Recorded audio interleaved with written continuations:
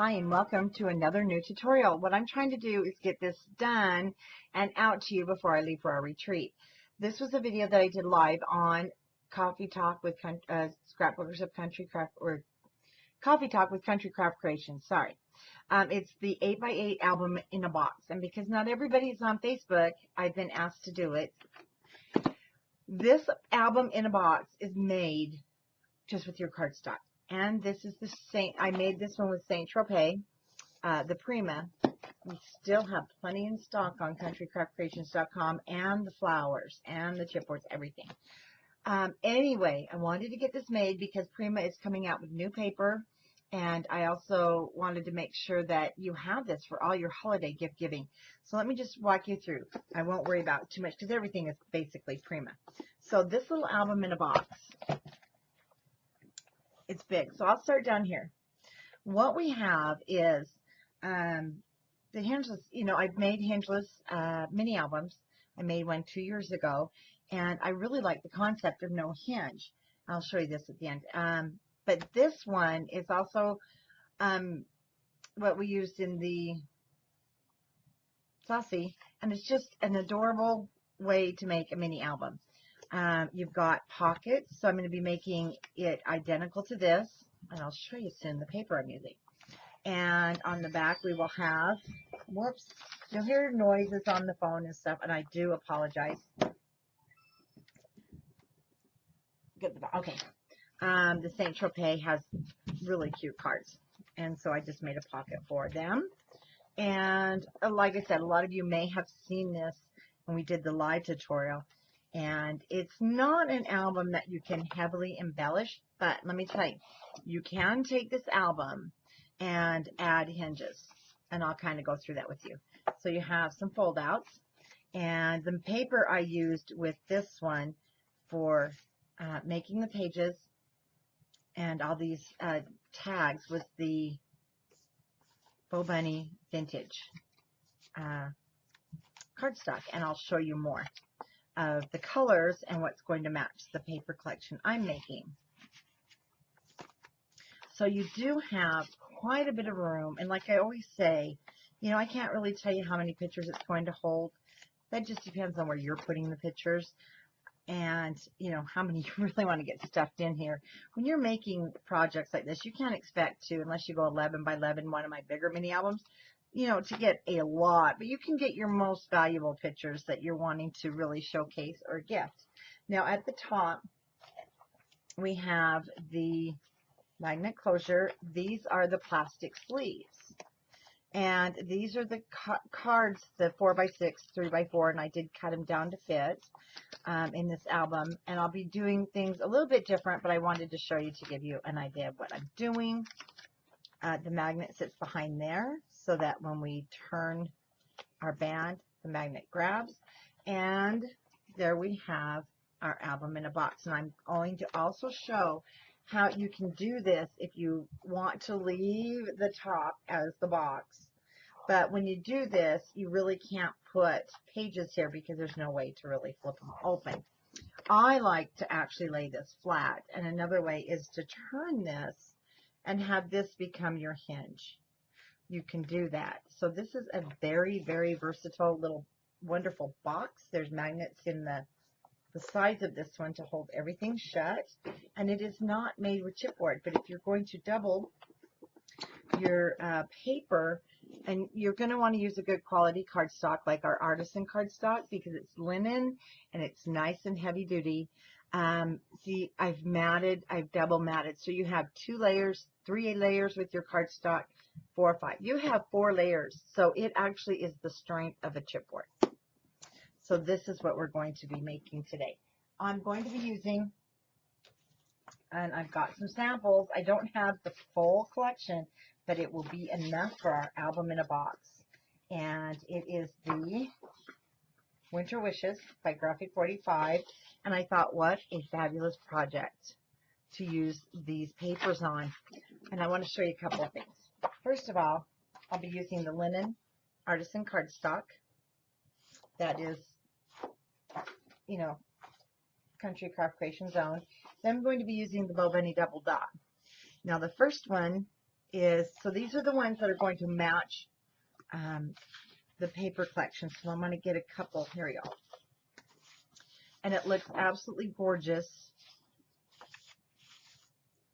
Is the first one that I'll be using is the decaf. And all these are available in our store at Country Craft Creations online. So we have the decaf. And because this is brown, these are browns and shades of caramel and cocoa and vintage chocolate. And what's beautiful is you have both sides. So look at this. This is wonderful cardstock to work with, the double dot. Then I chose sweet pea, sweet pear. And let me show you why. It has a lot of different colors of greens. There we go. So it does blend and looks beautiful because of the different dark shades. Now I have a darker one, and it does go with some of the others. I'm going to try. I don't know if I do really like it with this, but we'll see. This one is the wasabi, vintage wasabi. And there were some, it does, it goes with the greens. And of course you can use the graphic 45 patterns and solids when they come in, but I'm going to be honest with you. I can't score it. I crack it, it cracked. It's just not, it's not highly workable for me, so I'm not going to be using it. And then we have the double dot berry vintage. And so you can see, you can use either side. Looks great. This is the berry, and the next one and last one I have is the chiffon. So it's the lighter colors that you're going to see in the flowers. So again, it's the chiffon vintage, the wild berry vintage. These are all available in my store at Country Craft Creations. I'll just give you this one. It's the wasabi. I don't know if I'll use it. And then the other green I have is just too deep of a green, so we'll see. But this one definitely, the sweet pear vintage, because it has the beautiful tone. I will be using, let me get the name here, chocolate vintage and decaf vintage. So I'll be using that for matting, and I'll be using that for my tags and different things like that to go with the paper. So let's get started. First thing that you're going to need for our box, you're going to want 2 sheets of 12 by 12 cardstock. And I'm using our ivory and our ivory natural.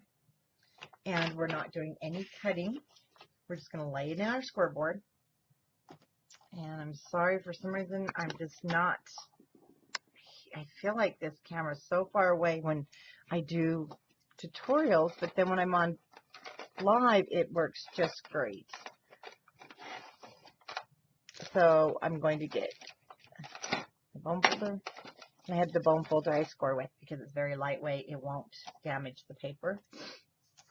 The only thing that you need to do is score 2 inches all the way down on all 4 sides. We're going to do this with both sheets of cardstock, and that's 2 inches.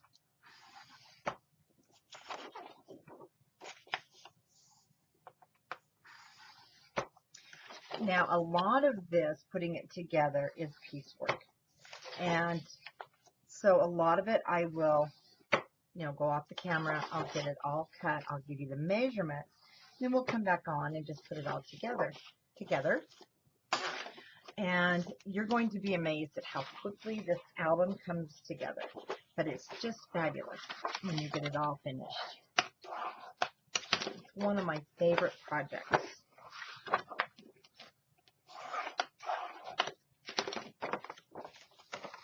And I'm really excited to see it in the Winter Wishes.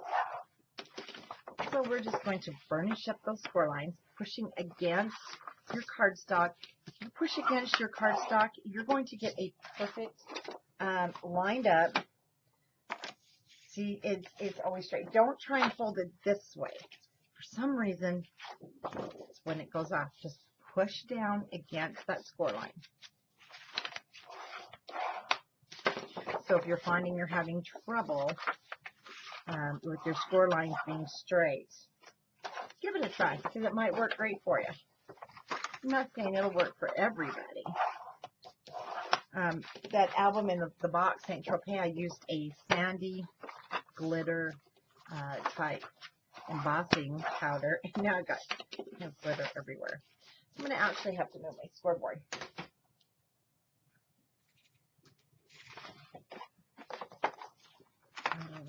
Okay, let me grab this and get some more glitter.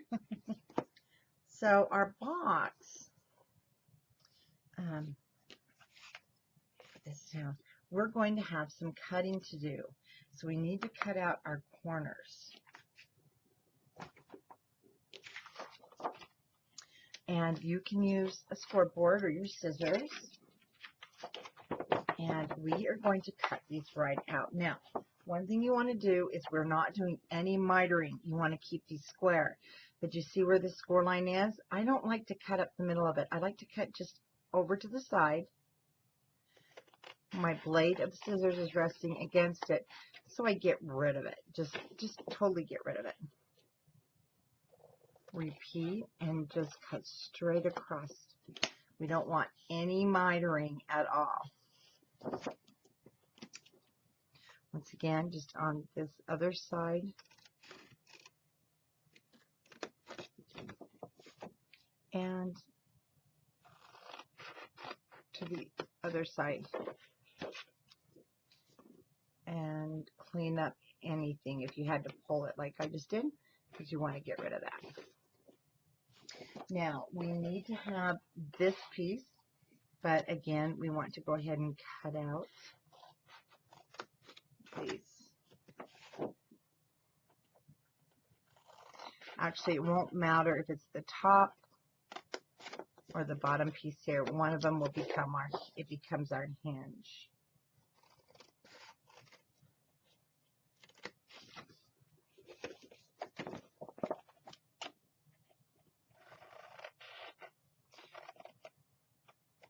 There we go. Now, let's repeat with our second piece.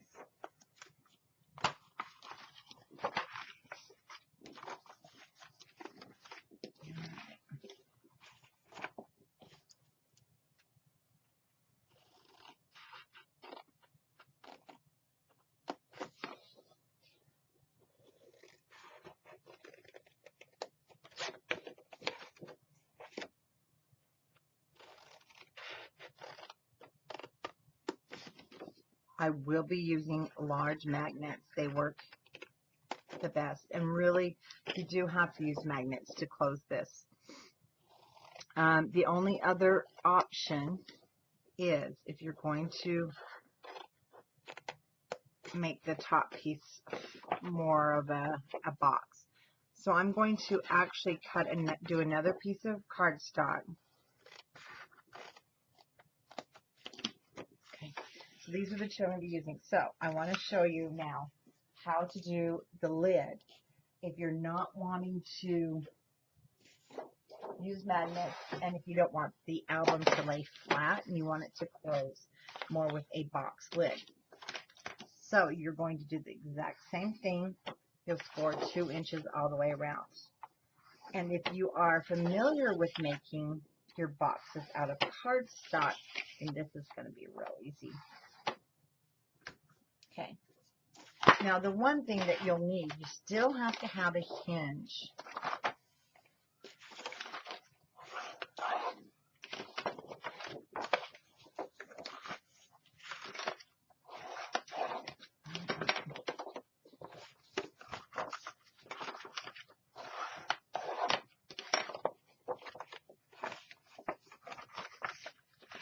So here we go.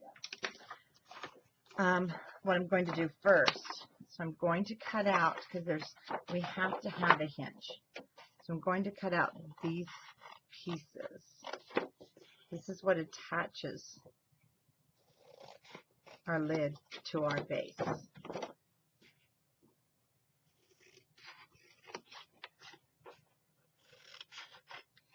But we won't be cutting out. I'm not going to cut out these bottom pieces. Instead, we want to do it like a box. We're just going to slit, make a slit.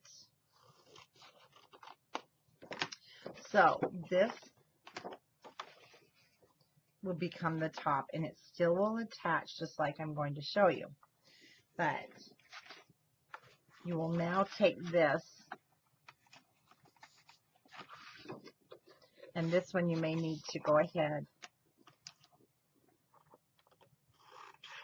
I just cut that at an angle so that it doesn't show at all. And do not do this, though. You need to do all your matting. I'm just doing this to show you what it's going to actually look like. So I'm just going to do stapling. And that's what I do when I'm doing all my models. When I'm trying to figure things out, I just staple things together. Oh, goodness, that's my last staple. Of course. So let me grab the glue. Oh, that's too funny. It tells you I use a lot of staples.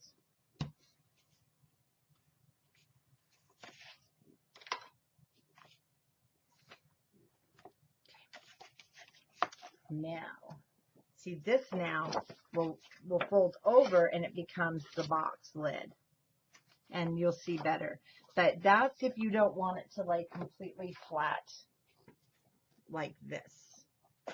So what will happen is this will come over and become the lid on your box, and you won't have to worry about using any magnets. And that is how you will do that one.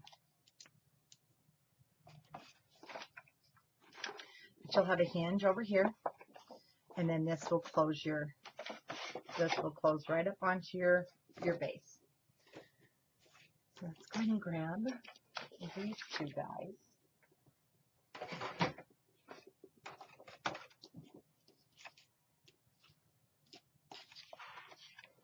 And the choice here is totally yours.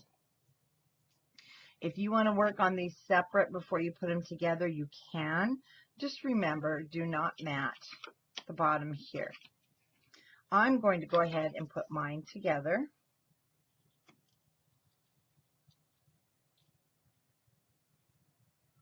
And I'm using the art glitter glue that we sell at Country Craft Creations because I feel after years and years of using score tape, it really is superior on a lot of things. But that's just what I like. Okay, you want to match it so it just sits right in front of the score line. Make sure the sides match.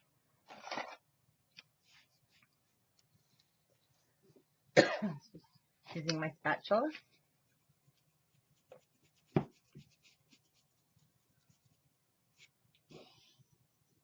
Helps spread that glue around.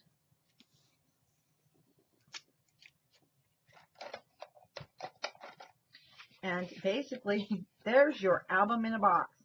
And so now when you have it, you'll have a better idea of how the other top would work. But we're going to do magnets. And yes, we need to do magnets now. We want our magnets underneath the papers. And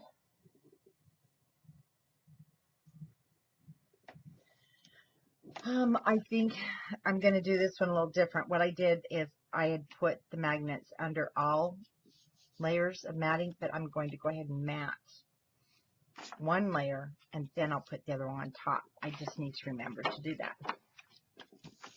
So the important thing now is we need to mat the base, and we need to mat top and bottom so that it's extremely strong. And I'm going to cut 7 7/8 by 7 7/8 for here and here. And there's going to be 4 of them. And I will be using the cardstock from Bo Bunny in decaf. So I will need 4 sheets of this. You will have the extra pieces for these little guys here. So I need to use 4 sheets of my decaf, or you can use any type of cardstock. So I'll get all my pieces and parts cut. I'm going to cut these 7 7/8 for them. Now for all of your flaps, let me give you the measurements. You're going to want to cut, so if you've got your paper ready, you need 2, 4, 6, and 8, because we need to mat front and back. Oh, no, these are all the same size, right? That's right. 2, 4, 6, 8, 10, 12, 13, 14. You need 14 pieces that are, this might be easy, earth. And I will put them on this video for you. So we're going to cut 14.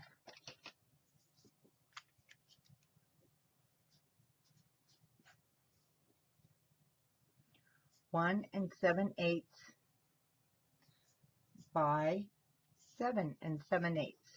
Now that is going to be of my coordinated cardstock. I mean my base cardstock. So if you're not going to use Bow Bunny, maybe you're just going to use what you have on hand.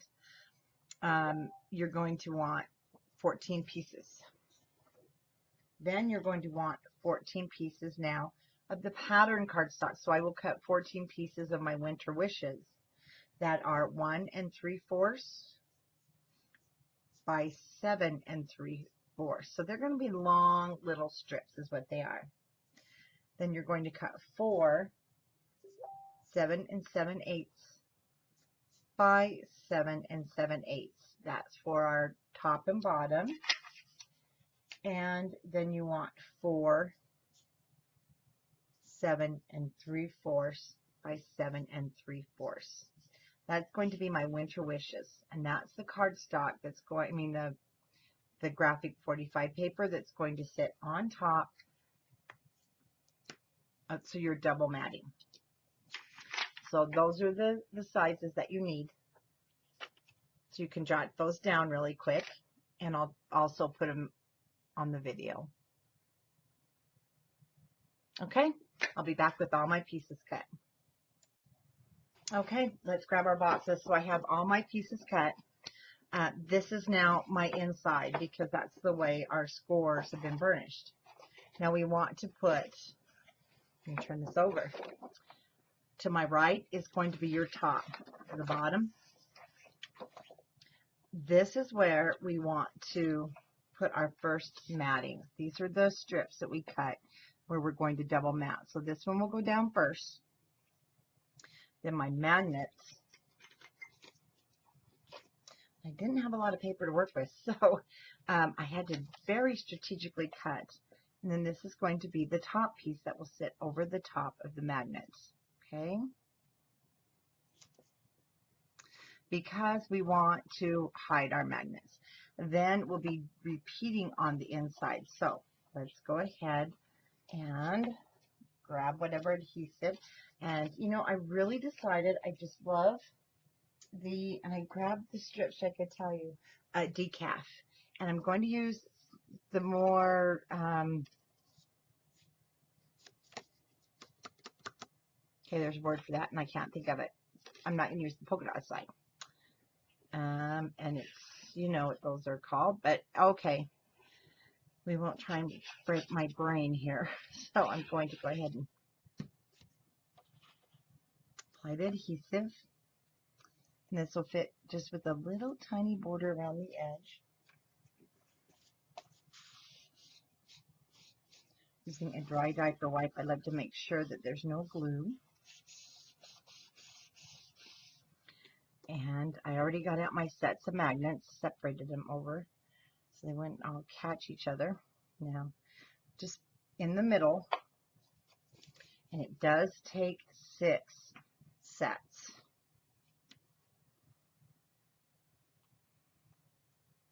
That's why you may want to do, if you don't have the magnets, you can do the box lid.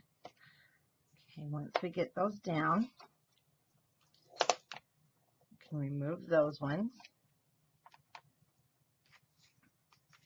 Now, if you also have, let me turn this over, cardstock that the pattern needs to go, because my birds do. So you want to make sure when it bends up that your pattern is going to go in the correct direction.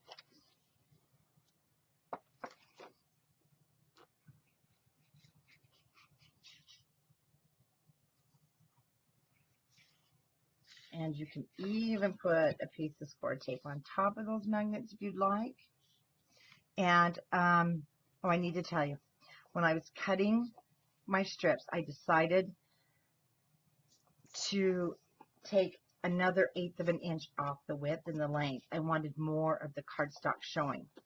So you'll notice I have probably a little bit more border. So I just took another 1/8 of an inch off of the length and the width, which gave me more of the Bo Bunny border. Okay, now this, sometimes you've got to work it because you've got your magnets pushing, and it's best to just work it until you know it's down and all your edges are adhered.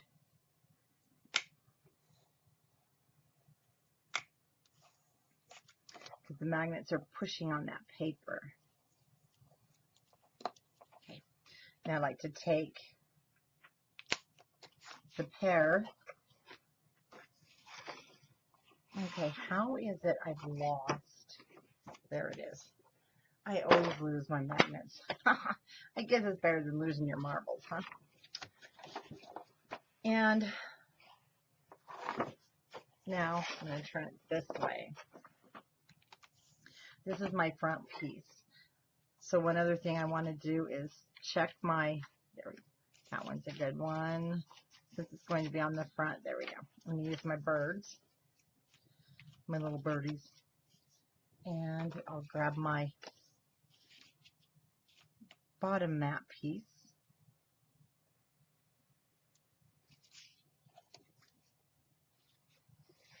And we'll put this down, then we'll put our magnets.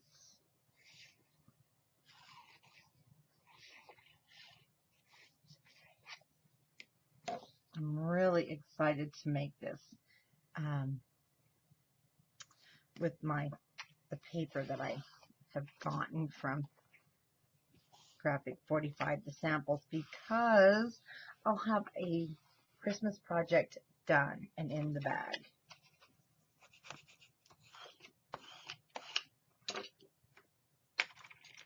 Okay, grab 2 more sets.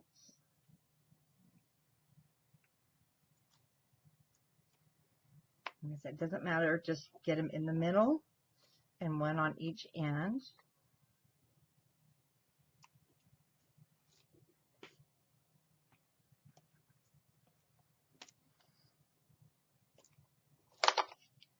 Remove those. Oh, I do want to turn this over because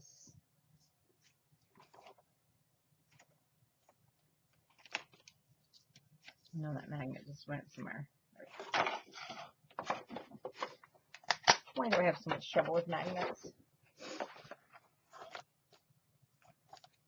It did. There we go. These guys are so strong. Okay, so I want my birdies there so that they're up the correct way when I bend that over.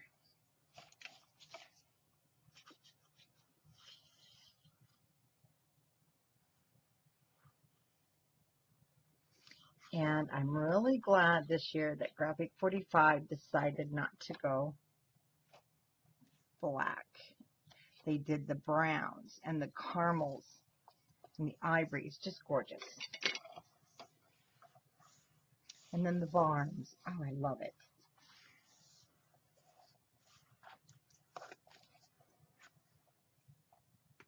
I need to pay attention. All right.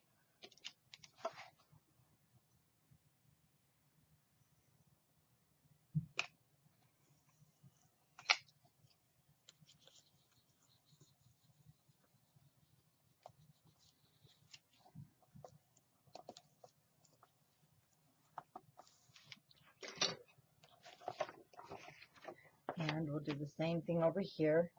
I'll just grab that one in that one. Whoops, wait a minute here. And of course, it fell to the floor.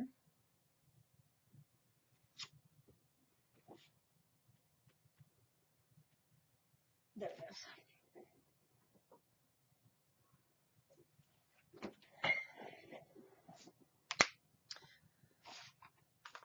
And I'll get another one of my strips.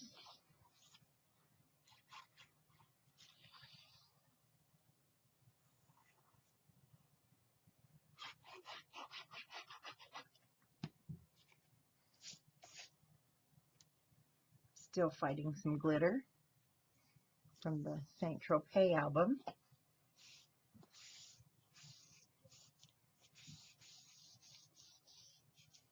Okay.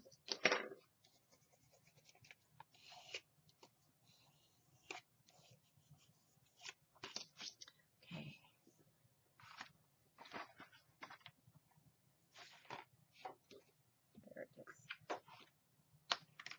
Like I said, I put these on each side of my work area because they usually grab each other. And I can't get them apart sometimes. They're so strong. Yes, we do still have the basic gray magnets in online at countrycraftcreations.com.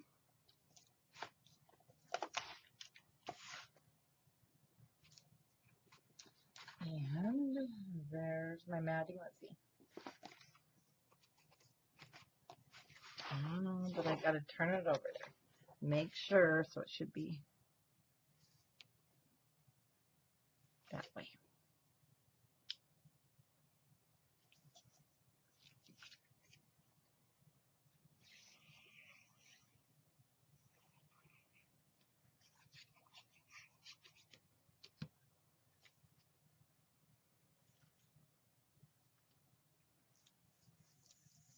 Now, these boxes also are really great if you are looking to get a lot of more than one project out of your paper collections, because I've only got one sheet of each design and I've already used some on another project.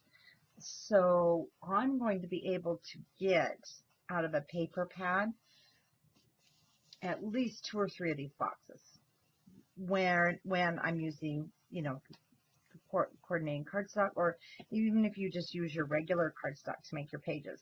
You don't have to use the bow binding, and you don't have to mount with the bow binding. It just really makes it look rich and just elegant because it matches so well and it doesn't shred. It's just a really nice cardstock. Now this is the, let's see, so this is actually the bottom. Okay, the top will come over. Now we need to put these guys here.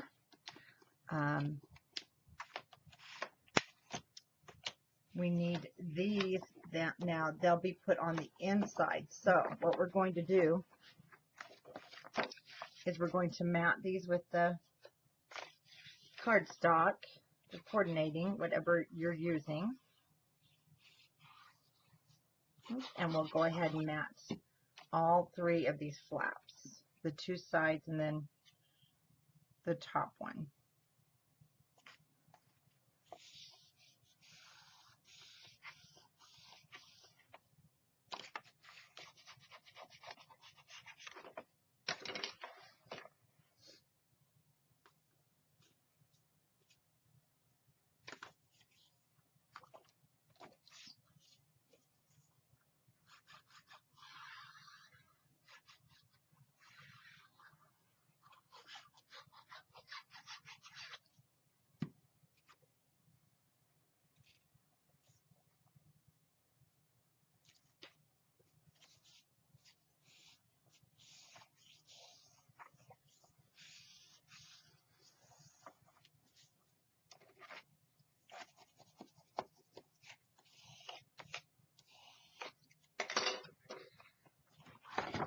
Okay, and now do the other inside flap.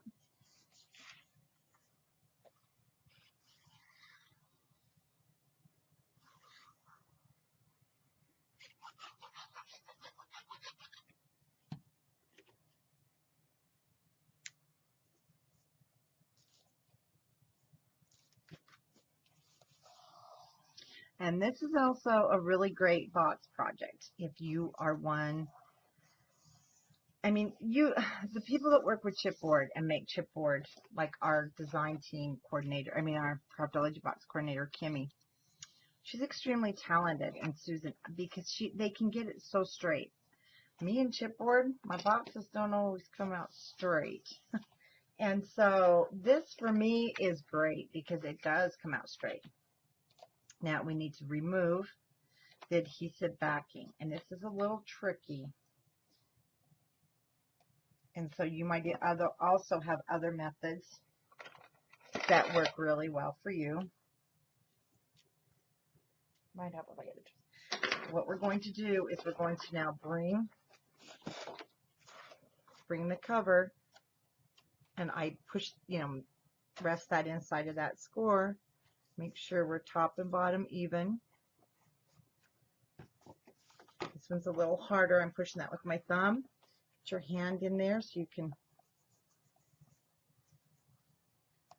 rub down the adhesive. There you go. And I want to go ahead and mat this because sometimes how your magnets will pull off, and I really don't want that to happen.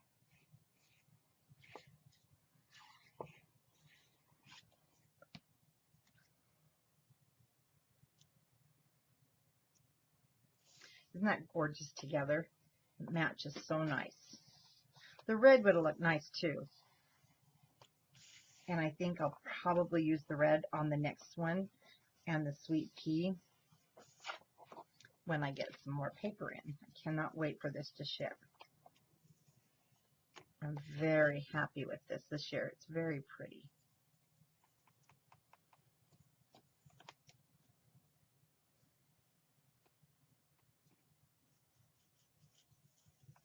Okay.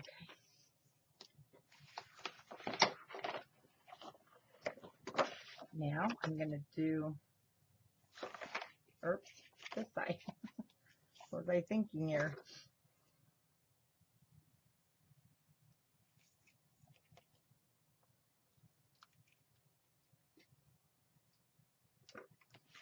And down enough. Hold on, I've got a little bit of a corner coming up. Okay.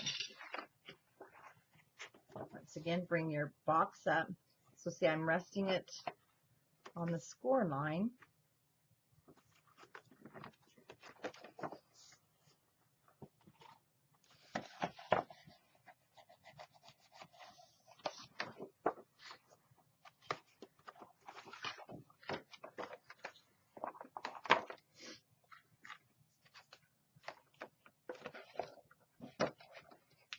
Box is kind of long once you start working with it. I was going to use this side that I'm gluing, but they didn't all go the right direction. So I'm using this side, which is also very pretty for the inside.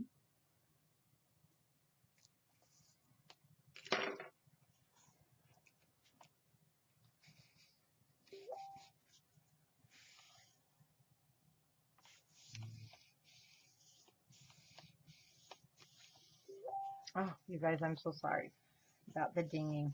I meant to turn that off.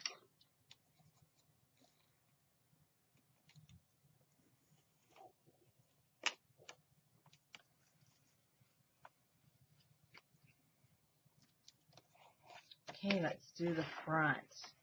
So we need to remove the backing here.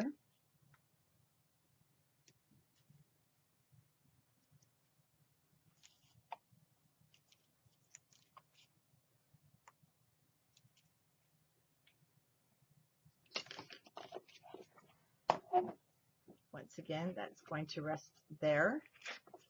I need to turn it more towards me. I want to make sure we're straight. All right. And then get your fingers in there and push your magnets down and slide it right off.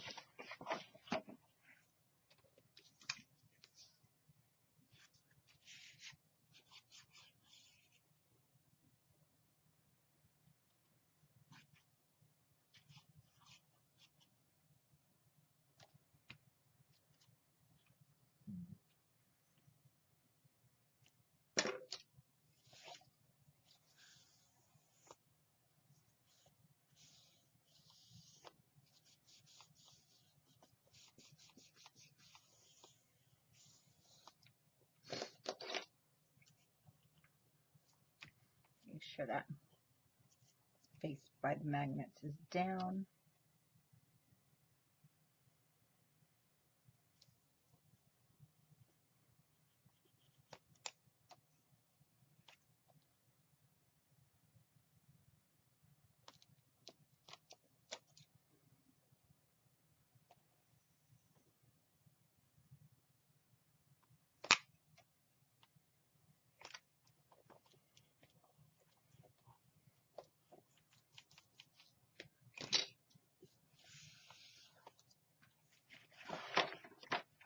Now,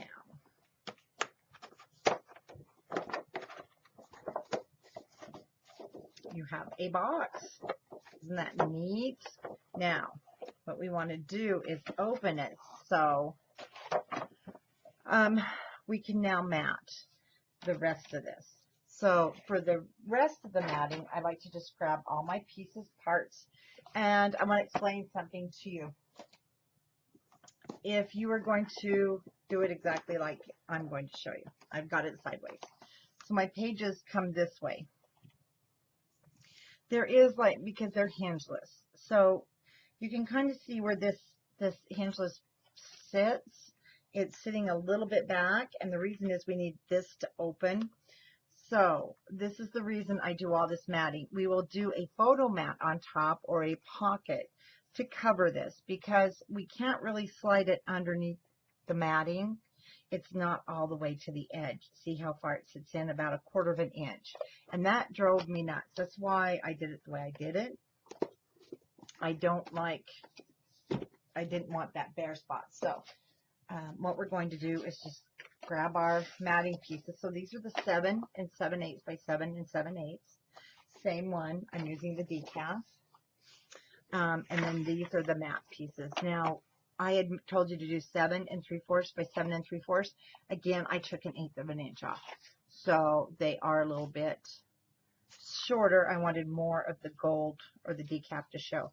And like I said, I don't have all the papers, so I thought that would look great, and that will be the cover. This is that cover sheet, and then I'm going to be putting poinsettias here. So I think it's going to be very pretty. I try not to get too crazy and do every matting different on this one. But when you only have one sheet of each and you've used some of it, I actually had 2 of one. I was just grateful to get it.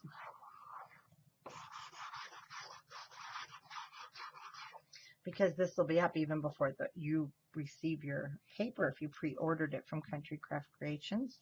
We're expecting it to ship soon.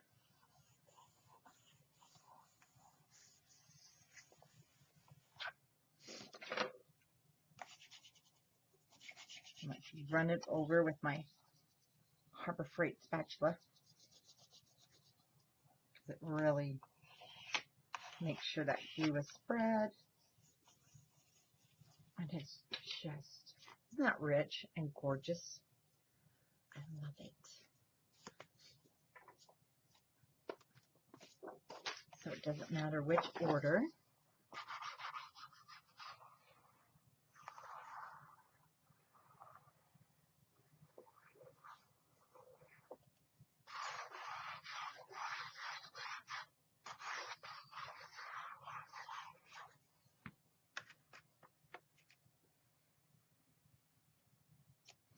Reminds me of the sweaters.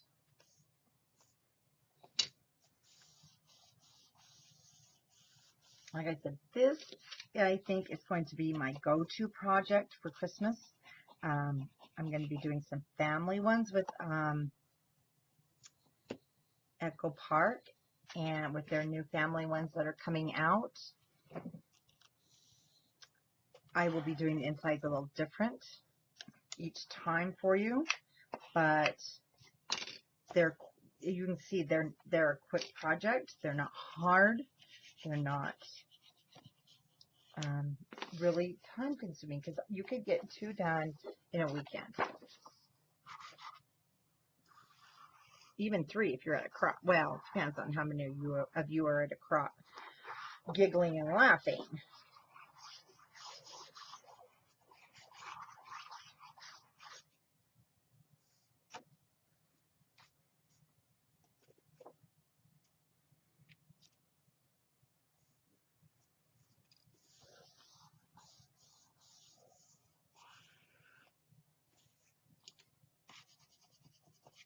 And if you have pre-ordered this, my pre-orders go out first, and then the regular orders will go out after. So you still have time to do the pre-order, and you'll be one of the first to receive it. As you know, I'm right by the warehouse, just 30 minutes away. So when they ship mine out, it's here the next morning. And then we ship it out to you. On this one, it takes us a few minutes. It takes us about half a day to get the inventory unpacked on our pre-order, and there's so much. So, but we do get it shipped out the next day. We start shipping pre-orders because we know you don't want to wait either.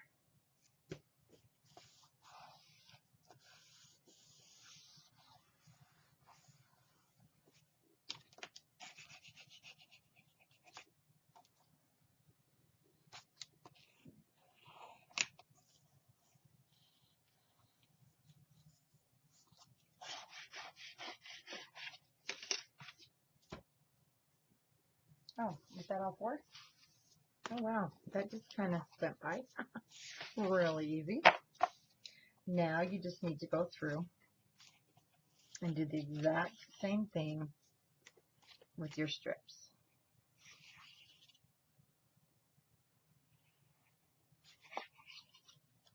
So this is kind of monotonous, and you can fast forward if you want to. You can just hang out and visit with me. I'll try not to talk your ear off, I promise. Now you're also going to feel how strong these are starting to become. And when you put one on the front and one on the back, and then you have your cardstock in the middle, that's where the strength comes from.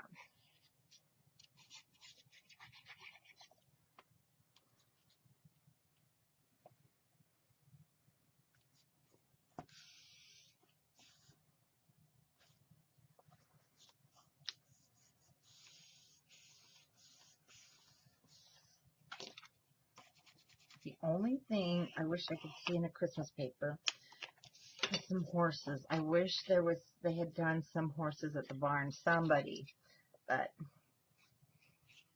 that would have been really cool.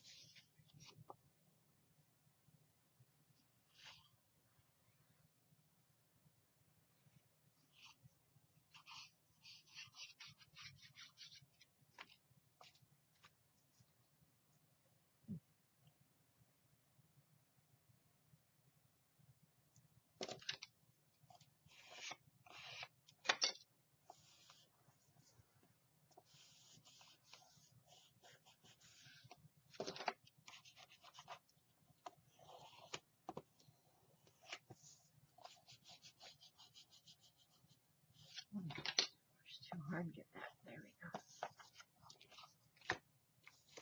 go. Now my 4 inside ones, I think I have 4 left, yeah.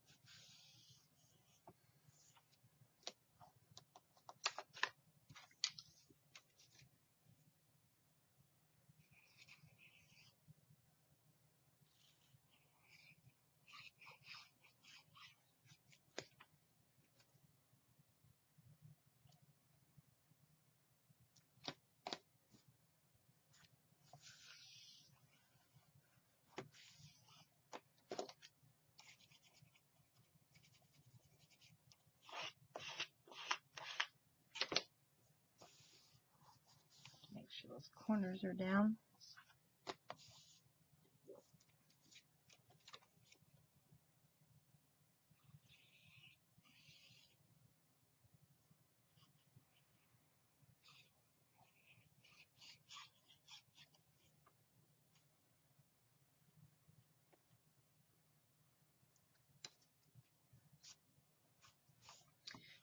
Another thing with this box, and so I will be doing it to this one that I didn't do.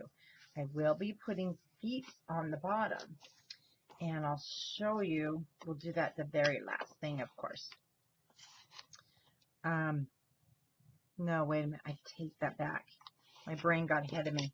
We're not putting feet. I had someone ask. We can't. We're not putting the feet because it doesn't lay flat. So my pages would open. That is. Sorry, my brain got ahead of me for a moment. I did try the other one, not the one Saint Tropez. I did one before this, and I tried feet and ended up having to rip them off. So to answer, I know I had some questions about that, and I was going to try, but to answer your questions, that is why you're not going to see me do feet in this one. You just can't. If you do, your box won't lay flat, and then your pages are very hard to, they were hard to turn because they kind of flopped over the edge. That is why you won't see me doing it in this video. Okay, we have our matting done. Just grab a hold of your box now. Just remember which one's the top and the bottom now. So the bottom has the pattern paper on the outside, and my top. So I want to grab what's going to go on the inside, and I want the two matching pieces inside. This is going to be the bottom, and then the other one will be the top. So I want to go ahead, and I am squeezing kind of hard on my bottle, getting a little extra out. You don't need a lot of extra, but just a little bit more than the very thin line, fine line you usually get.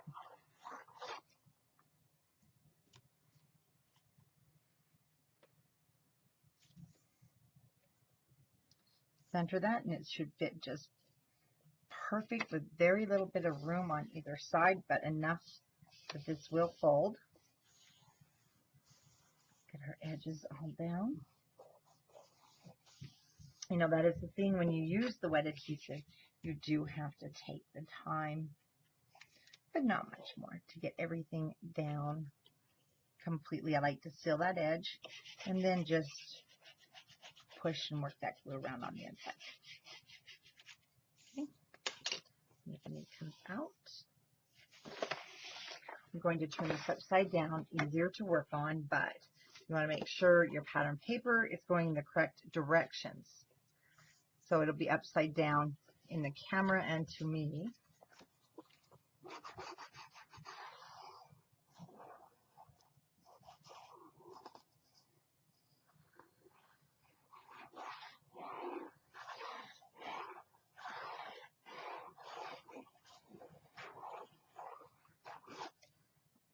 And down that one goes.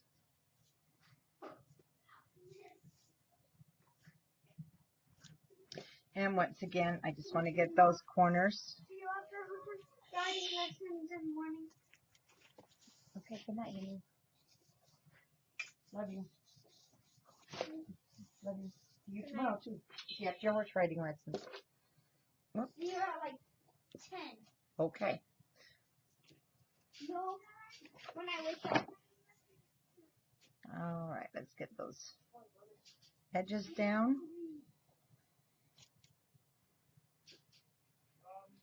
Make sure they're pretty much sealed. And let's spread the glue around. Okay.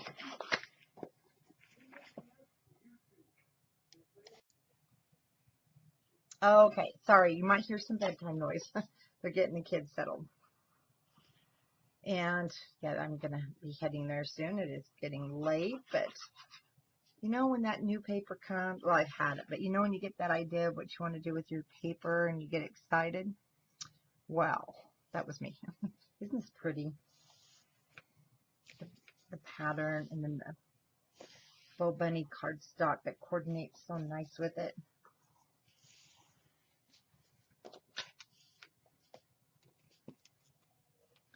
Okay, now we can do the insides here, but make sure your corners are all down. And let's get the rest of these guys on.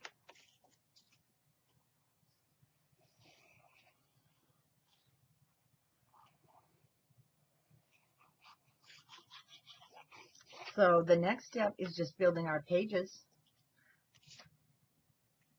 Oh, I got some ink on the edge there. Is building the pages and then decorating the top, and our project will be complete.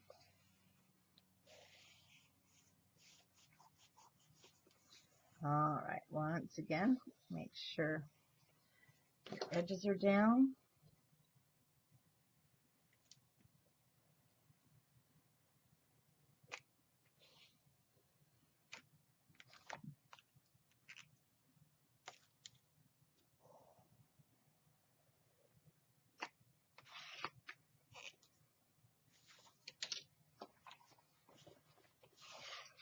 Turn this way.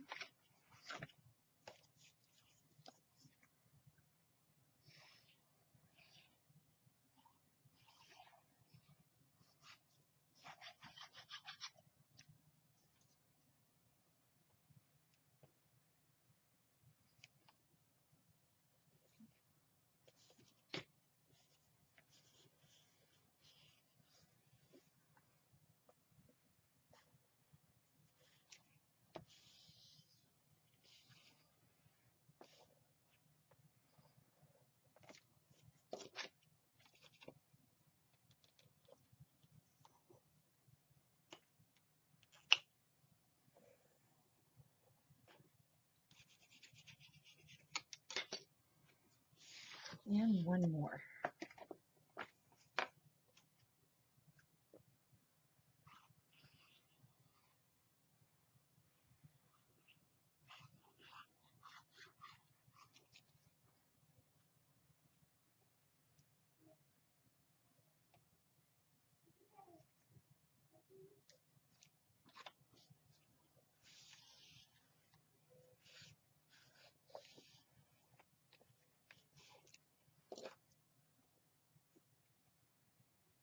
And just go on your edges. Remember to get your corners and edges down.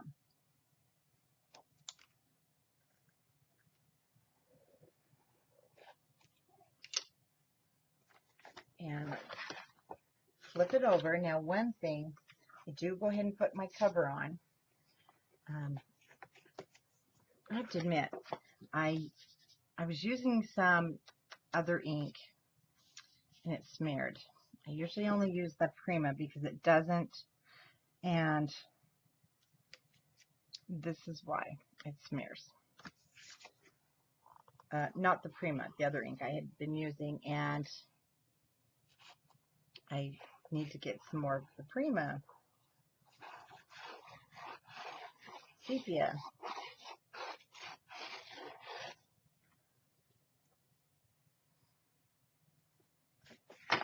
You know how you kind of second guess yourself there? Oh, okay, I'm going to do it this way so I remember this is the top and that's the way it goes. Okay.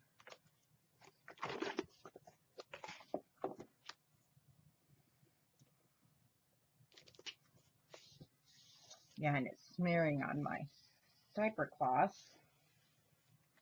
or dry diaper wipe, which the Prima does not do.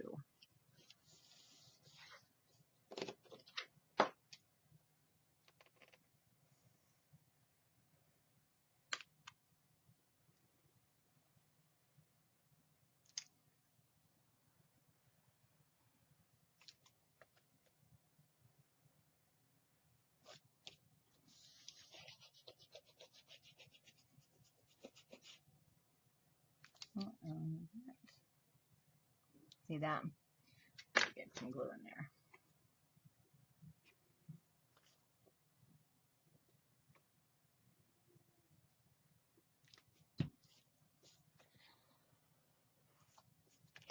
Much better.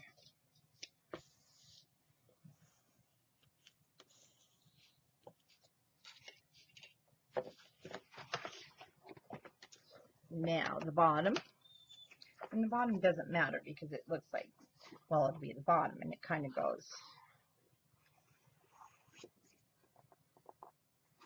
It goes either direction.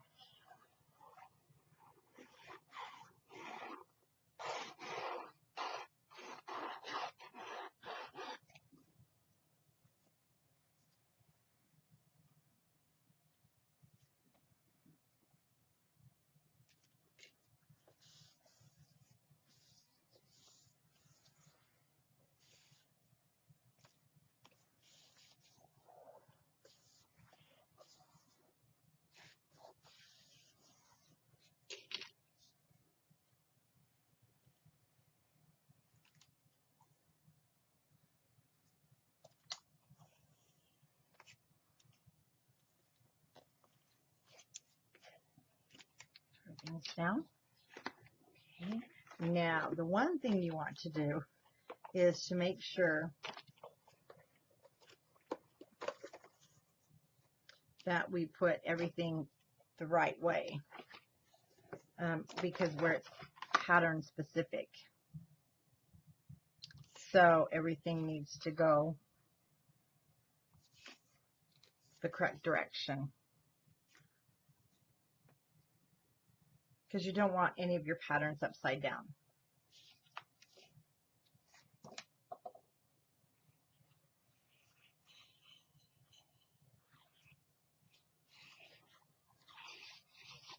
And we'll get our flaps down, or our matting down, then we'll move into the inside, and we'll be done with our album.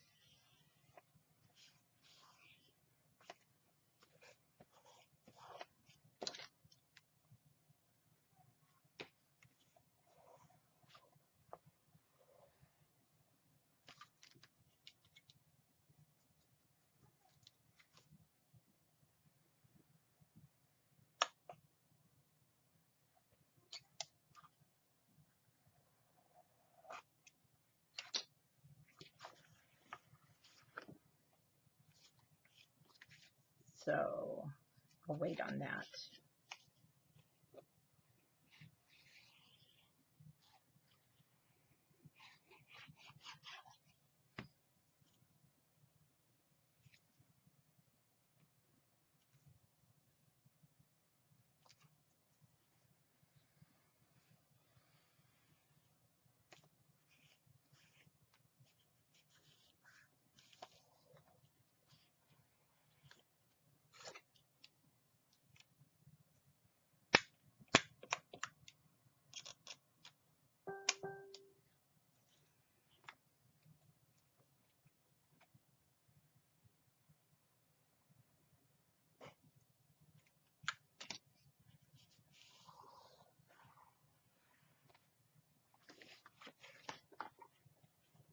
I'm not talking much, sorry, because, you know, it's basically the same thing over and over, and I know you guys know how to do this.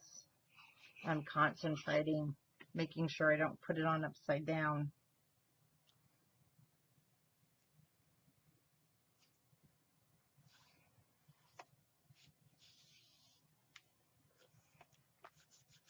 And I really love the designing on this cover sheet.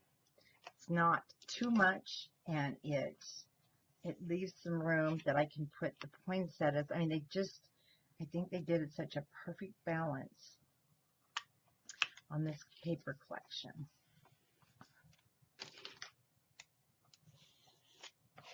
Alright. So I want to close my box. Oh, I love this. Isn't that? That's just gorgeous. And okay, so I wanted to make sure I'm going the right direction. So now you should see and feel how strong your box has become.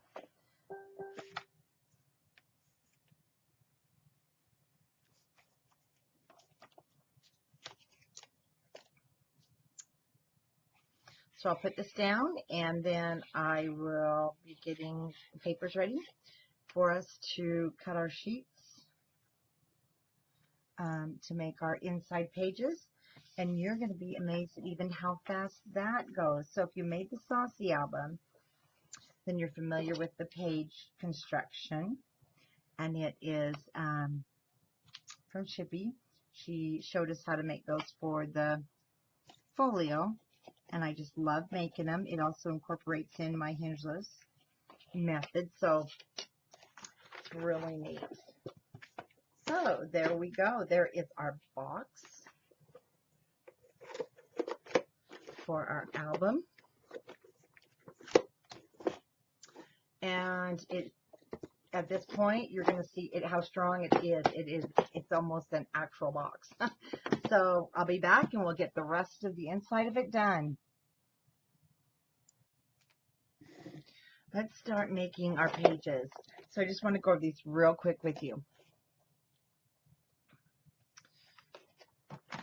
Trying to move the keyboard so we don't have any shut. So the first one is going to be the little side pocket. And I did use my round punch for this, but I'll show you doing it a little bit different, sort of. Then we have just this full page. Then we have another little pull out.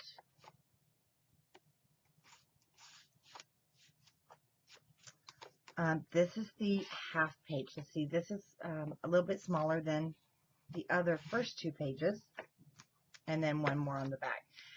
You can add some more pages in this if you want. That's where I stopped because I wanted to embellish a little bit. You won't be able to embellish really heavy because remember, these are not on, you know, a hinge per se. And let me go and give you the measurements of your papers. You're going to want 2 pieces that are 6 by 6 1/8. And I'll go over the scoring with you. 6 by 6 1/8. The next two, let's move this way, are 5 1/8 by 6 1/2. Then you need one piece that is 5 1/2 by 8 1/8. 6 1/8 by 7 1/8. Set those just to the side. Then you'll want 2 8 1/8 by 6 1/8.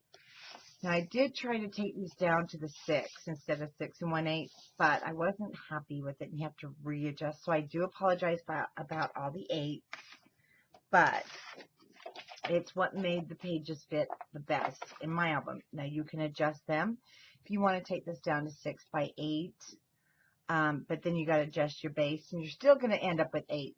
So I just decided to go with it. It fit really well, and 6 1/8 by 8 1/8. And I just like it. Then we need 2 7 1/4 by 7 1/8. So those are the base. I'll set those aside. We're going to start with the 8 1/8 by 7 1/8, or 6 1/8. Sorry, 7 1/8, 8 1/8 by 6 1/8. Now on the 8 by 8 side, I'll start. So on the 8 1/8, we're going to score 1/2 inch, just 1/2 inch all around 3 sides. So 2 short sides, 1 long side. And again, starting on the 8 1/8 side, 1/2, 1/2, and 1/2. This is the base. I'll put this off to the right. Now on the 8 1/8 by 5 1/2 inch piece of paper, we're going to score it 1/2 on 2 short sides, 1/2 on 1 long side. And as you can see, the Bow Bunny paper scores really nice. So on the 6 by 6 1/8, we're going to score on the 6 inch side at 1/2, 1/2, and 1/2. And we're going to do that again at 1/2,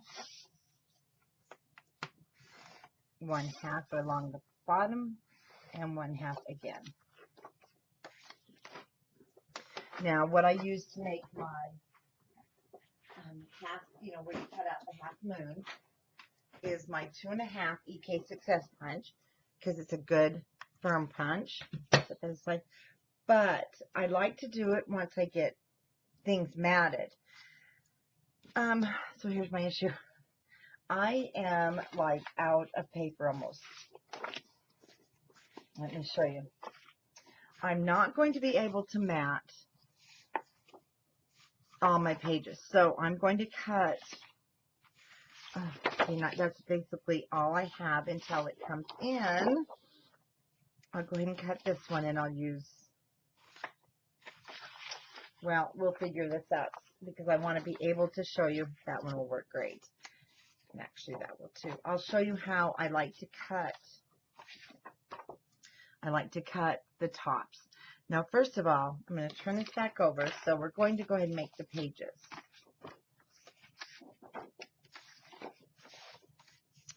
And I'm working with the 8 1/8 by 6 1/8 inch piece.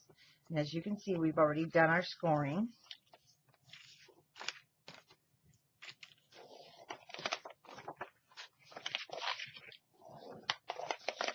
And I just want to double check. It will fit side to side. Now, these are going to be a little bit different than probably what you're used to because we have what we call the built-in hinge. And everything fits the way it's supposed to. And I'm going to cut straight across so I don't have any bulk, but don't cut into where that intersects. You don't want a hole in your pocket. And, it sometimes will overlap or it can just meet perfect, totally up to you. I like mine to be more mitered so that they just lay like so. So I just cut a little bit, staying away from the corner, and then I have a nice edge there.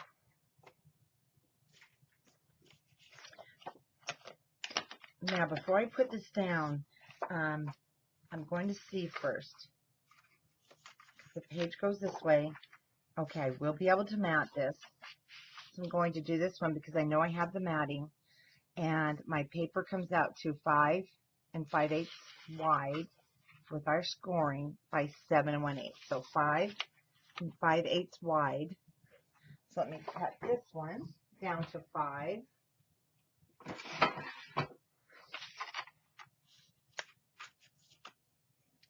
By 7.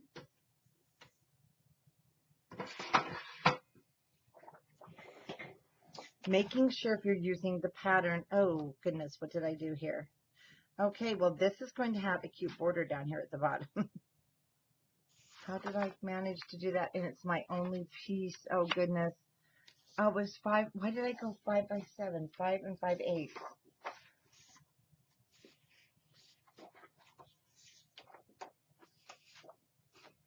But I have a lot of pieces that I can use now. Oh, there we go, as the border. So all is not lost.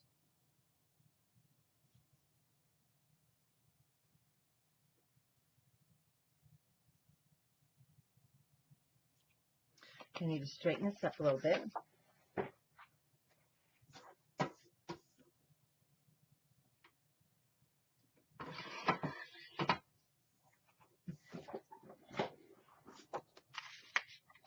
For some reason, it just looks off to me. It looks crooked, but it's not. It's the dots.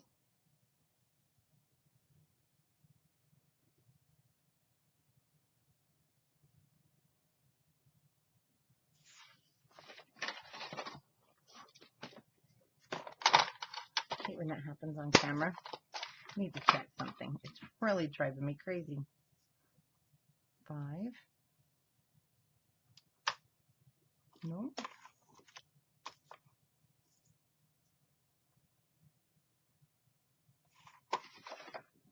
not off.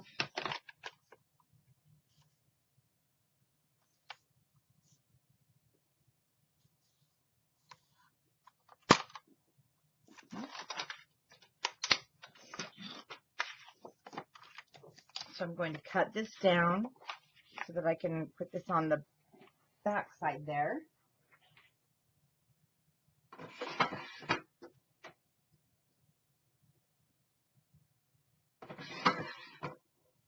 Some of that.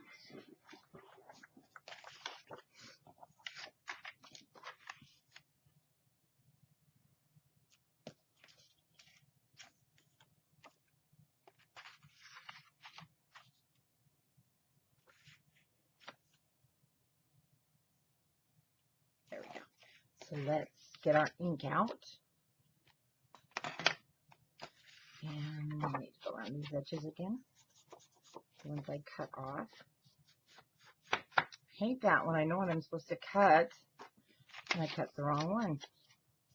This one I only need to do the 3 sides.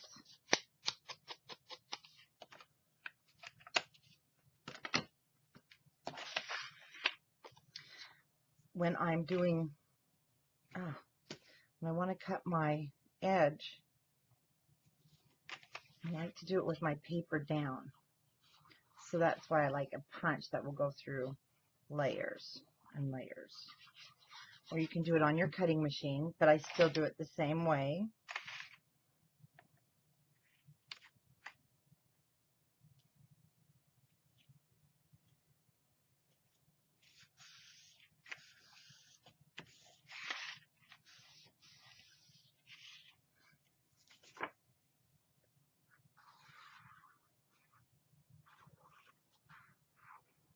I can't wait for the whole line to come in, and then I'll go back through and I'll get everything matted.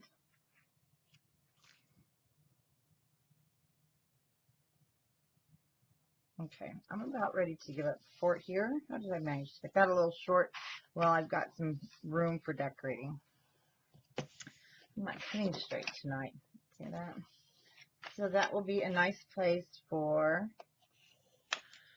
an embellishment. And our page is 7 1/8, but I'm going to call it 7 for this. So 3 1/2, but I'm just going to mark a hair over. I've already marked a center on my punch, and I like to line up those two just like a pattern, and I'm just going to put it in as far as I would like it to be. And you don't want to have your hand close to there. And then you can hang on to these if you want, because they'll make great pull tabs if you decide to put any on your mats. And then we'll just go around the circle. And there you go. You don't have to try and figure out your placement of your paper. The only thing is you don't have a little border there, but I can live without that, knowing my paper is going to be straight. So now this will sit on top. And let me show you. You're going to put it up to the top. So you will have this sticking out back here. And that's perfectly normal. That is how you want it to be.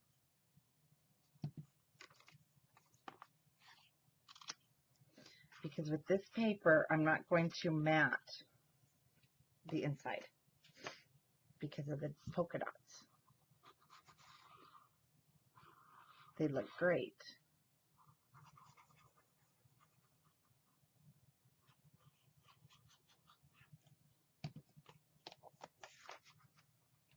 So matching at the top.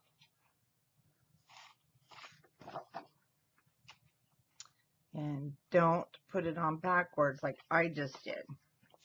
They should match perfect side to side. Thank goodness art glitter glue will wipe off the first time.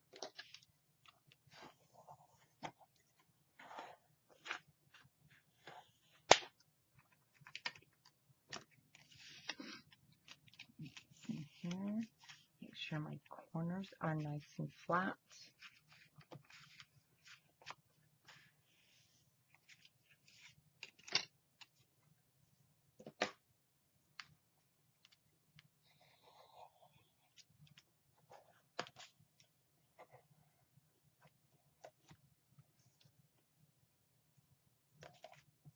Now, to put this back into your scoreboard, and we want to score this. Now, it may or it may not land where you can score it perfect. So you might have to move it away from this edge just a hair, because you want to score with your bone folder pushing right up against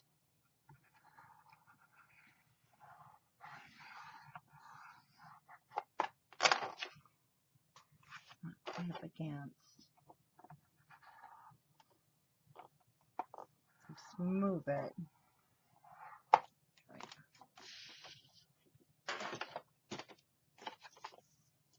And then push it down.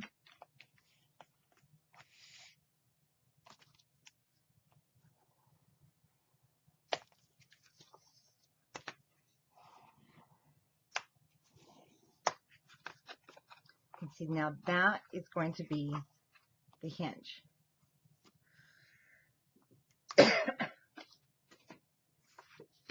Let's grab our next one. And on this one, here's what I'm going to have to do. And it's still workable, but I'll wait until my papers come in. This will be made.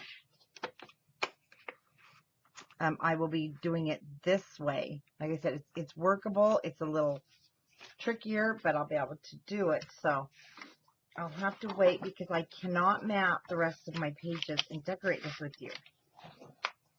But the decoration is easy and you'll be able to go.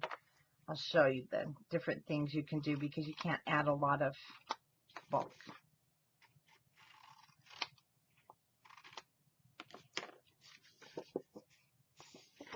Checking my corners.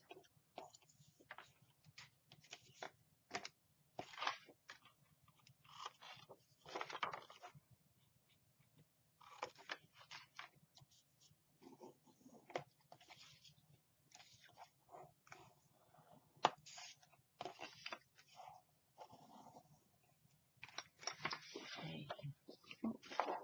This time, there we go. Make sure I'm ready to put it on the right side. You can also do a decorative edge punch on this.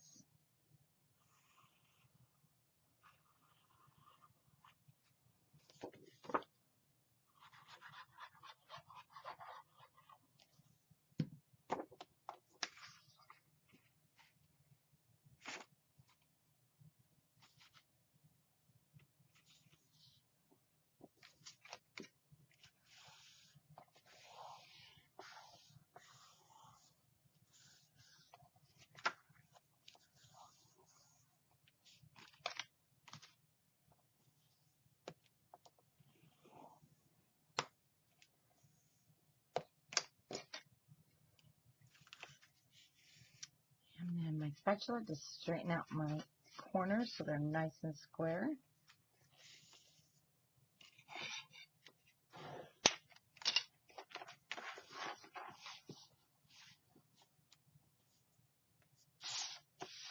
Easier for me to go from this angle. No, it's not going to fit in the thing. I'm going to move it. There we go.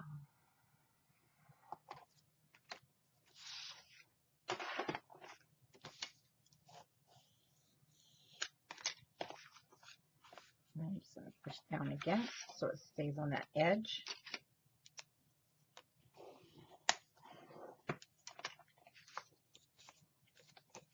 And there's your hinge and your pocket.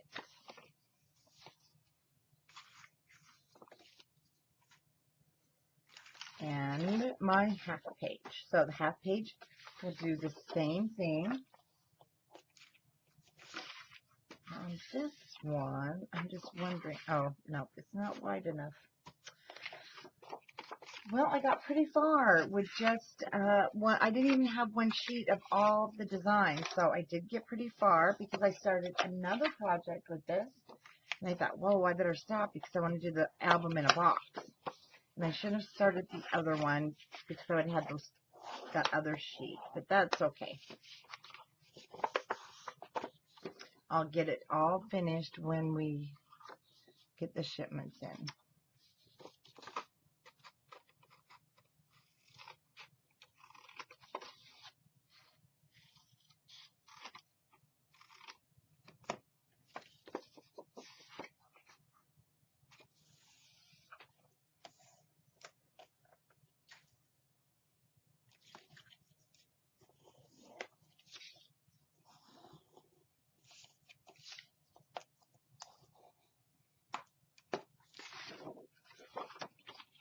once again, there we go.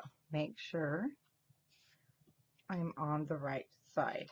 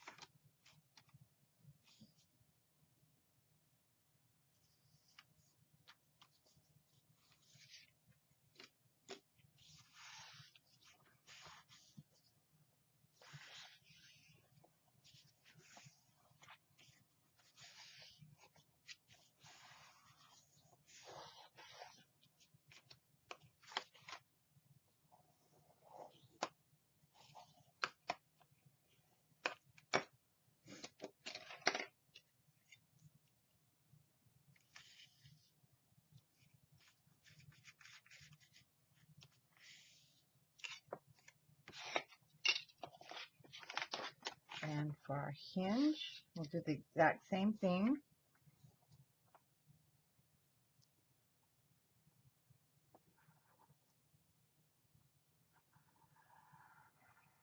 Trying to score as close to that bottom of that pocket as possible.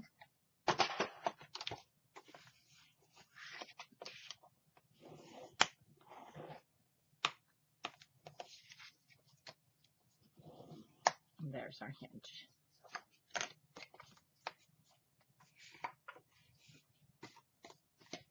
Okay, we have our two small ones to make.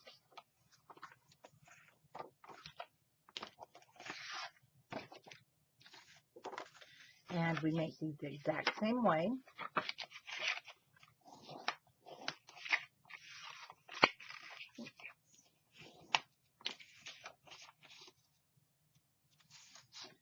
I'm glad I decided, so check yours.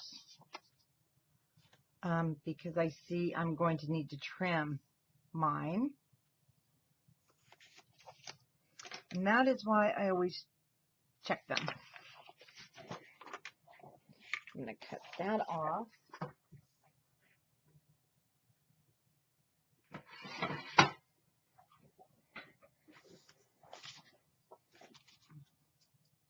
Because we want it to match side to side.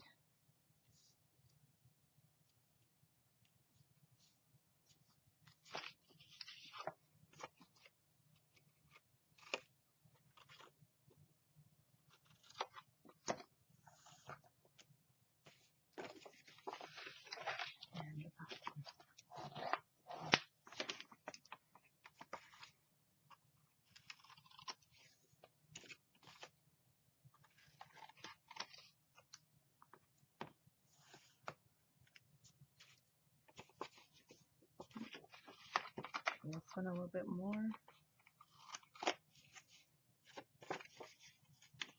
Okay.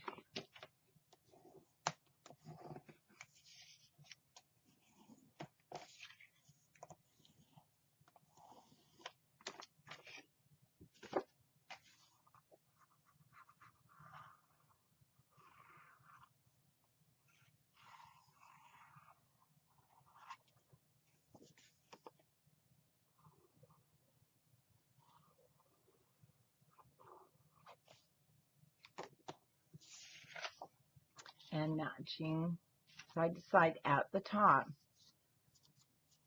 So we have that hanging over on the end for our hinge.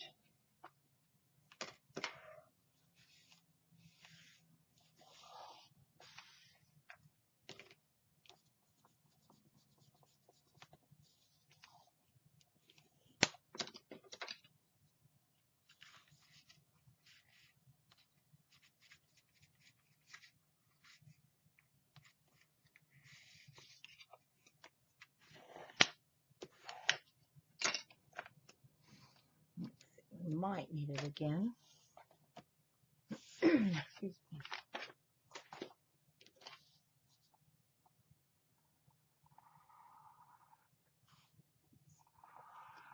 And there he goes. We can go right up against there. And you'll find these hinges aren't as long as the page hinge. They're a little bit shorter.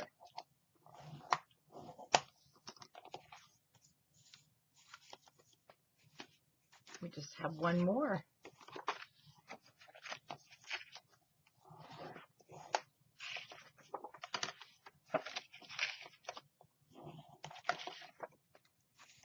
And let's check that once. Yeah, I'm short again. I mean, that's a little too long.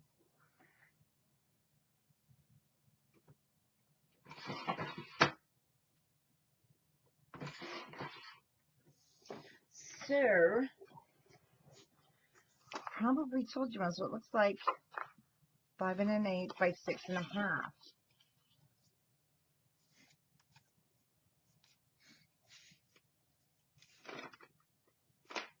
I think I told you 5 1/4, but it's 5 1/8.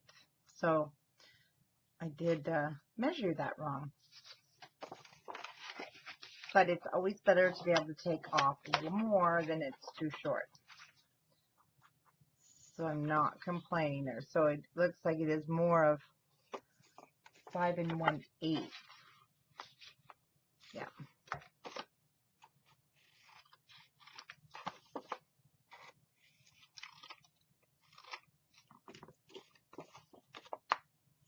So that one matches good, and this one matches good.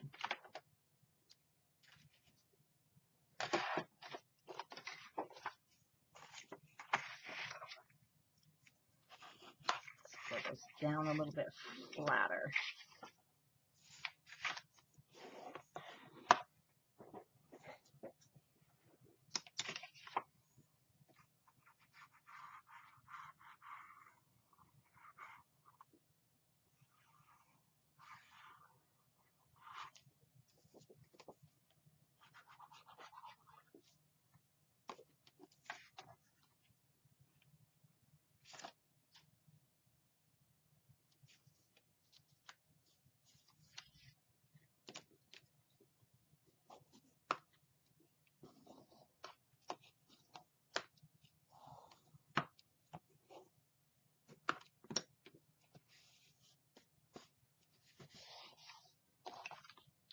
I'm still a little bit wider. What I do? Oh, some scissors. So I'm just going to cut that off where it's coming out on the fold. I could have gone a little bit shorter. Being careful not to cut into the fold, of course.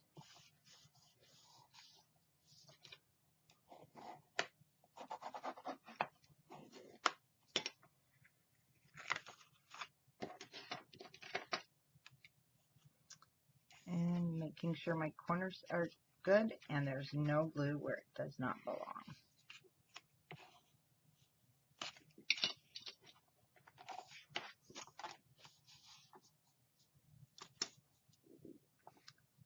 And once again, scoring as close as we can next to the bottom fold.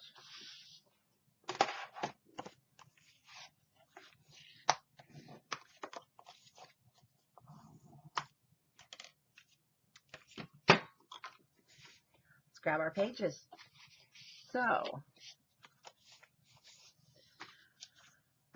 my first one,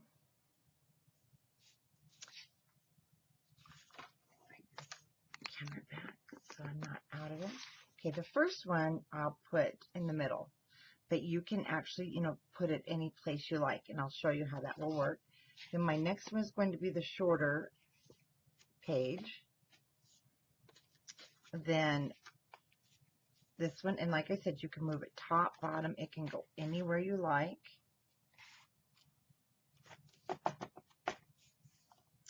And so I have mine in the order where I have that half page with the mat, then a page, then the half page, well, it's not really half page, it's about a quarter shorter, then another one of our little halfers, and you can cut them down even more if you don't want them that long, and then my last page. And I like to build from the last page up. So what you want to do is decide where you want your little pocket. And I do want to see something.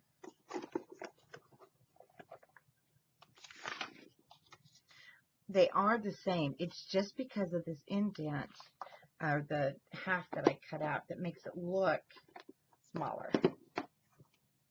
Okay.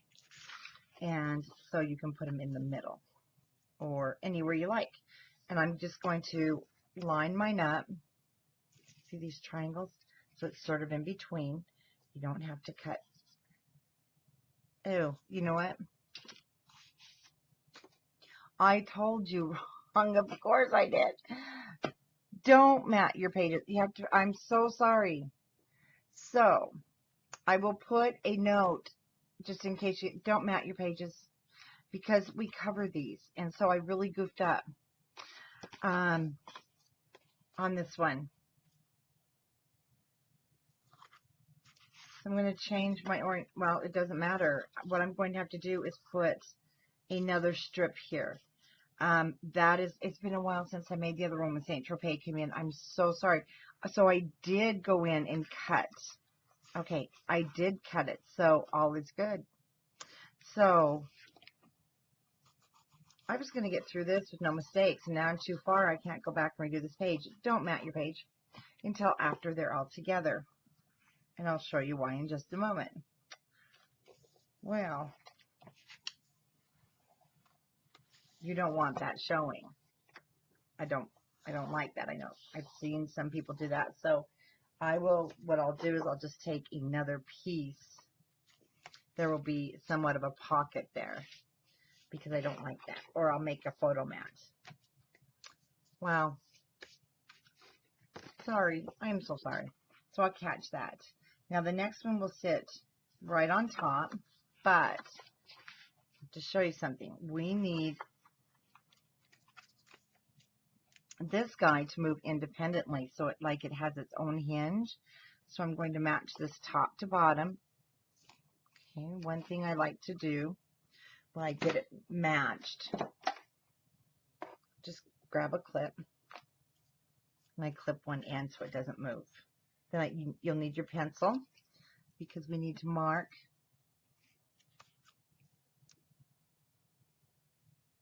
right there and right there. That's that's the width of this little guy. Then you want to cut it. You want to cut straight in, right to where that hinges. I mean, where the score line is. So now it looks like this. So it will turn independently. Now on this one, on the big piece, I do want to miter it off.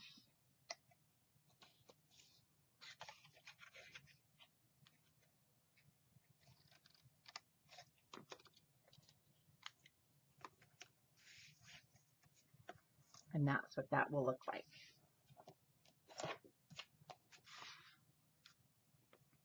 And then when it's down, I can't believe I forgot about not matting the pages first. Now when this is glued down, see, this will move independently.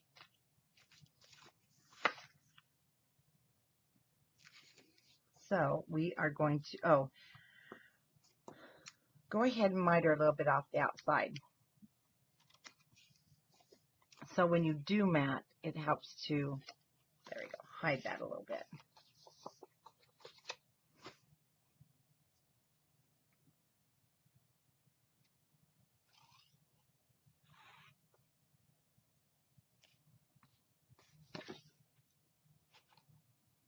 Then I just put it down,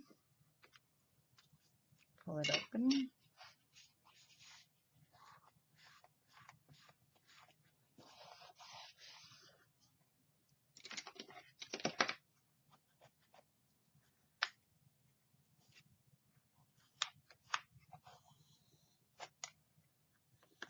So I will show you what I'm going to do, but these probably won't be the pages in my album. Now see, by doing that, I would have waited to mat so I can cover all of that. Yeah, not thinking. Then when you mat here, see, your paper will sit on top and it will hide that, so you won't even see any of the hinges, like so.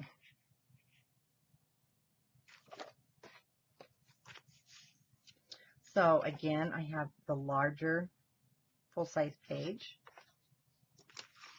Now you'll see the way it's supposed to look. So I definitely will make sure I get a note in there. And the reason I kept it this long, I just felt it was a lot sturdier, and it also made it a lot easier to hide. You don't have to keep it this wide. If you want it to be smaller, you can cut it off. Just make sure you don't cut it too short that it won't hide under your pattern paper.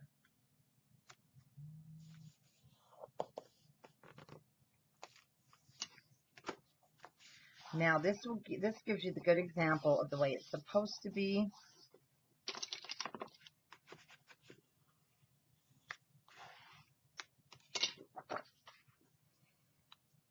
So when you put your matting on top, it's not seen at all. And you know, you may think, oh, I definitely can add more pages, but to tell you, if you want to do any embellishments, that will come into play. But you definitely could add 2 or 3 more pages.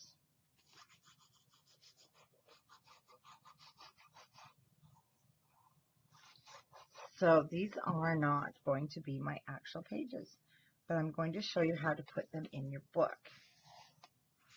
Because I figure, being that this is with the Christmas paper, I don't want that the way I messed up the back. But I'll use them for something else, definitely. Okay, so grab your boxes.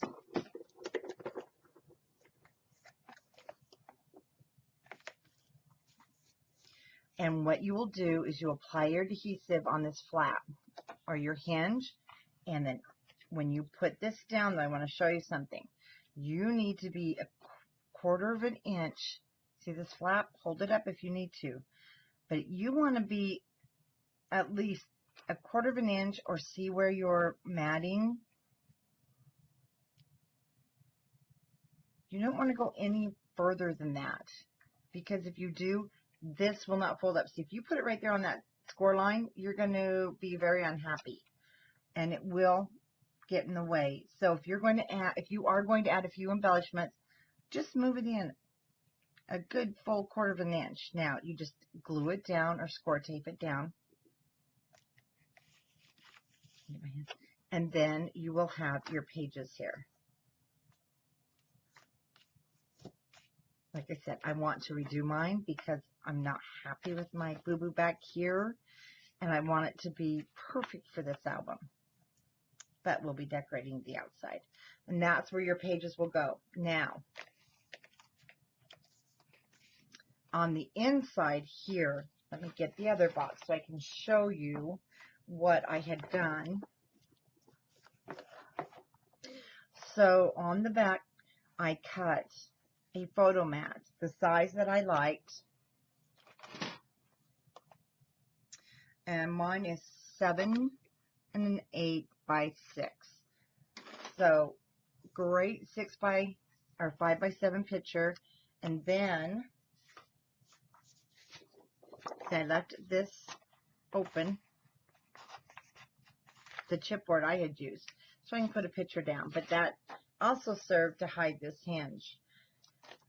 And I will be doing the same thing, and I'll use the chipboards when they come in with the paper, and I'll show you when I get it all finished. But like I said, I have to wait now for the paper, but that'll give me time to rebuild my pages. And again, I used some of the chipboards, and when I adhered them down, I just left them partially open. And then let's measure the photo mat that I did inside. So the photo mat that will fit inside, I cut 4 3/4 by 5 3/4. Now you can measure that and decide if, you know, yours slides in and out well. Then I just adhered the flower. So on the back here, I just cut a piece of the designer paper. I call these faux pockets. And I cut it the exact size of my matting, and I chose, I believe this one's about 2 1/4 inches, and I just glued the 3 sides, put it down, and then it's a perfect place for some cut aparts, and yet you still have room to add a picture on the back, and it won't take up too much, won't cause too much bulk. Cut apart, backed it, just adhered it down on 3 sides, and these were some of the journaling cards with Saint Tropez. Isn't it just darling? And they can sit right back there, but a picture can also go back there. I'm going to take out our photo mats, these two, so I can measure them for you. I don't want to make them right now because of those pages. I need to remake my pages. Did the same here.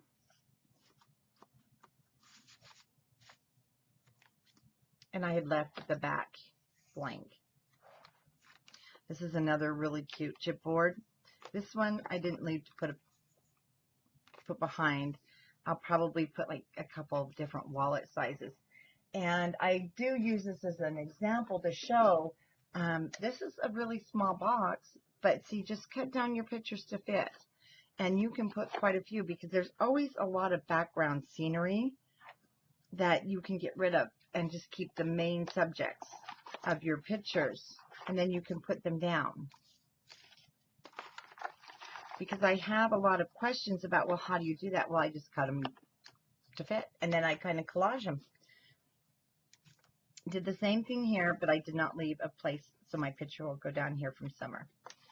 And so that is the pages. Now, before we do the top, which I will do, my mats, I cut them 6 inches wide by 11 1/2. So they're 6 inches wide by 11 1/2, but see how they slide in. This one was for that half page. It's a lot shorter. You may want yours wider. I didn't. So again, just cut them the width that you like for your page. But I did score it 5 1/4 so that it looked more like a file folder. Now the wider ones,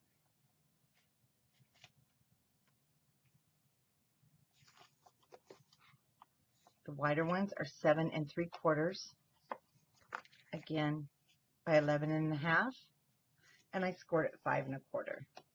Rounded the edges so that they would, like I said, look more file folders. So you could even use your envelope punch board. And I always make sure they can slide in and out because there's nothing more aggravating than a mat that doesn't slide in and out. So I like them to be a little bit shorter. This one was quite a bit shorter. I wanted that dimensional, different look. So, sorry about that. So let's get on to our hinge piece here. I want to make sure. And the plastic sleeves. Now, if you don't want to do this hinge or the plastic sleeves, these are 6 by 9. They are faux bunny.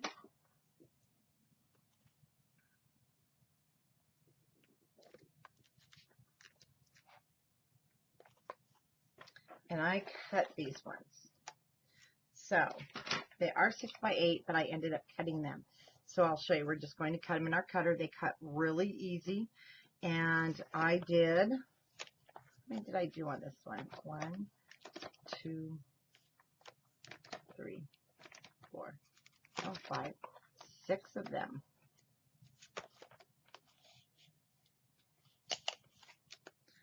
So I will get my sleeves out. We'll get our hinge done, and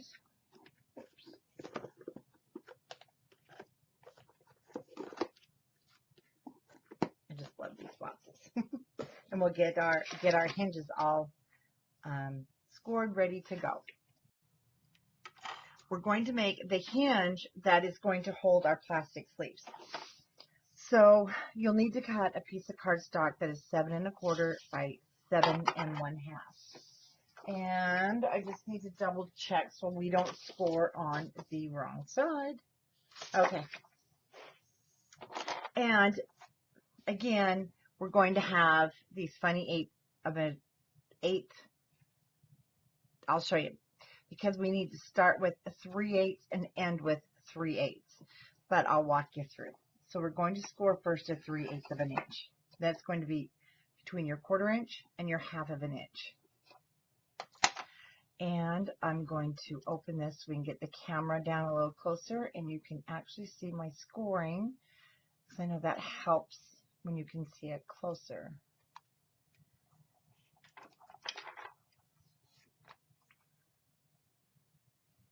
Sorry, it just takes the controllers to a moment to pop up here.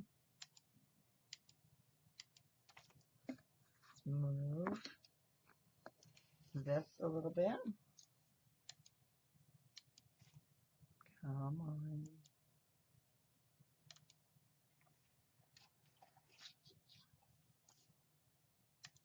Okay. So I'm starting right here at 3/8 between the 1/4 inch and the 1/2 inch. Now you can do this a couple of different ways. It's actually, if you want to just count over 1, 2, 3, 4, you're going to be at 7/8 of an inch. So if you know, if those 1/8 of an inch marks throw you off, so you're going to do 7/8 of an inch. And 1, 2, 3, 4 brings you at 3/8. So this is actually very simple. Then when you add 4 more, you have 7 and 1 and 7/8. So basically you have 1, 2, 3, 4, 2 and 3/8, 2 and 7/8, 3 and 3/8, then 3 and 7/8, 4 and 3/8, and 4 and 7/8, 5 and 3/8, 5 and 7/8, 6 and 3/8, and 6 and 7/8.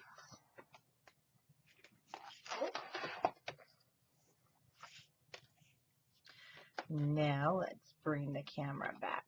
Whoops, wrong one. Back out so you can see what I'm actually doing.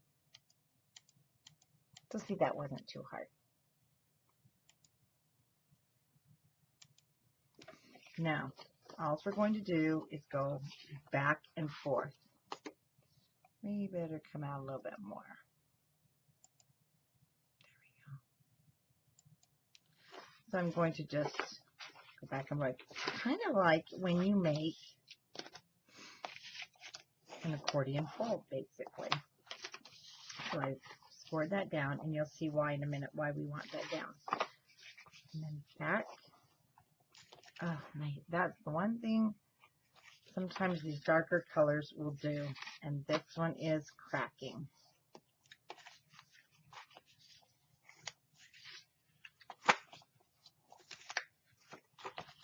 I'm just going back and forth. For some reason, the lighter colors of the Bow Bunny do not crack, and it has to do probably with the amount of dye and how quickly it was dried. But can you see that? So, yeah, I'm not going to like that at all. And I will be using my other cardstock, just my regular, but I'm still going to do it the same way. So, this 3/8 of an inch will be folded to the back, so you have a nice closed edge. It is shorter, but we're going to be covering this with our pattern paper. Then this one, we want to fold it back this way. So again, you have that closed edge. This will be adhered down, but now you'll have places for 1, 2, 3, 4, 5, 6 plastic sleeves in between. And fortunately, yeah, that's going to absolutely bug me. So I'm going to just reverse mine. And if the cracks are going to be on the inside now, then I'll see them on the page there. So go ahead, whichever cardstock you're using. I'm actually going to go ahead and use my linen cardstock. So actually, I'm going to just do it again on camera for those of you.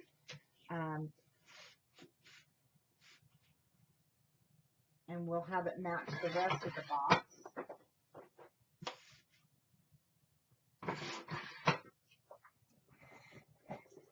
Because I just can't have those cracks there.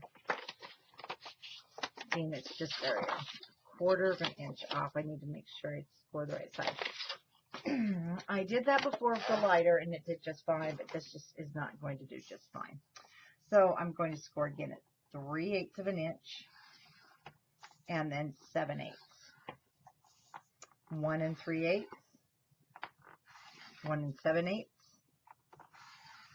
2 3/8, 2 7/8, 3 3/8, and 3 7/8, 4 3/8, 4 7/8, 5 3/8, 5 7/8, 6 3/8, and 6 7/8.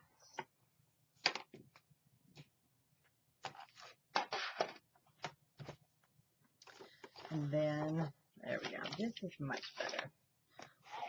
I really wanted the red, but that's okay. So now I'm just going to be going back and forth. I could have inked it, but it still wouldn't have stayed. Forth.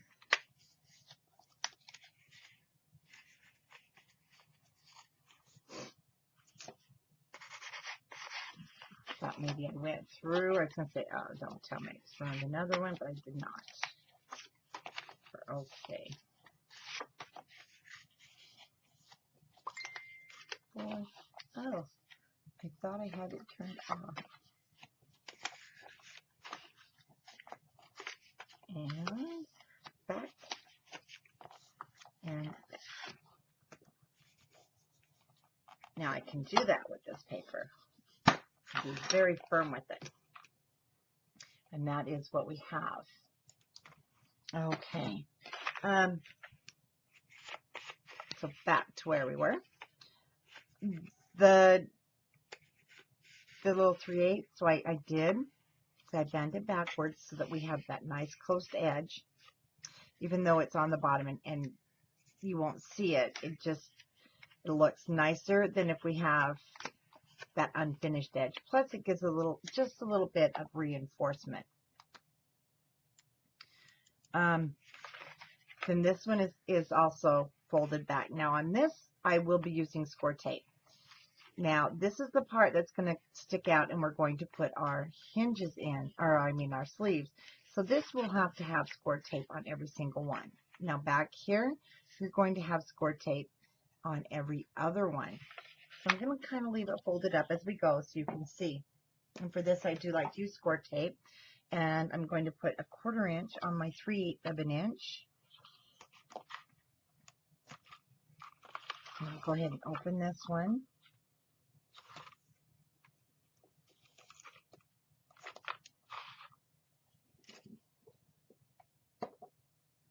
Okay, we'll use this one on first. Whoops. There we go. So, basically, you are going to just skip. Counting this one, you'll have tape, no tape, tape, no tape, and then tape. So we're going to just go every other one.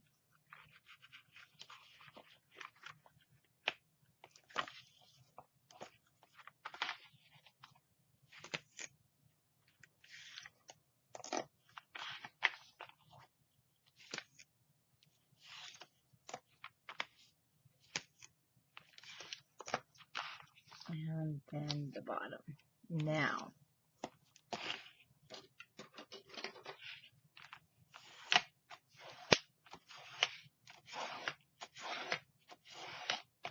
turn this over.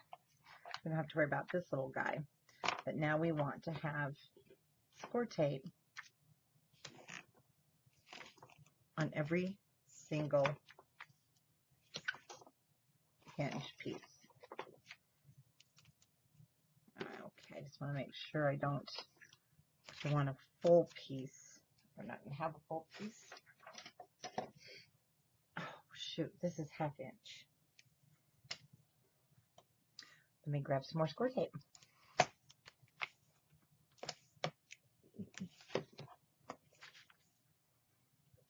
And I do prefer the 3/8 of an inch because it fits so perfect in that 1/2 inch spot.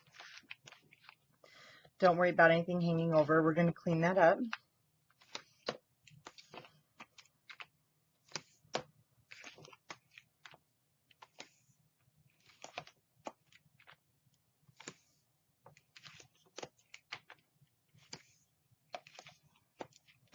Now, you don't need to do this last one. So that'll go back. Let me show you. Well, we will though, because that's actually what's going to adhere down to the base of our book. Okay.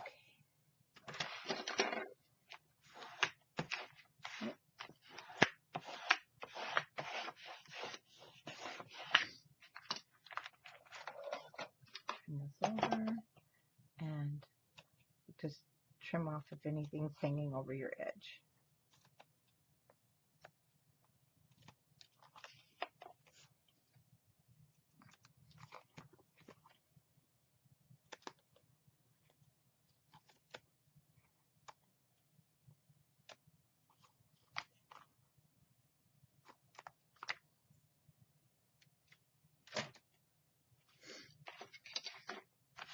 So we'll start on the back where we have every other one.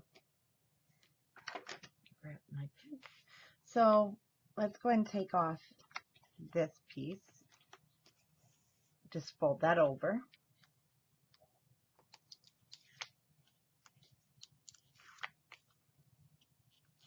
And this is a little different than when you do canvas for your mini albums. It's going to, you're going to see it's tight, and it's going to try, it is actually going to roll up kind of in a ball. Excuse me. So let's get that down.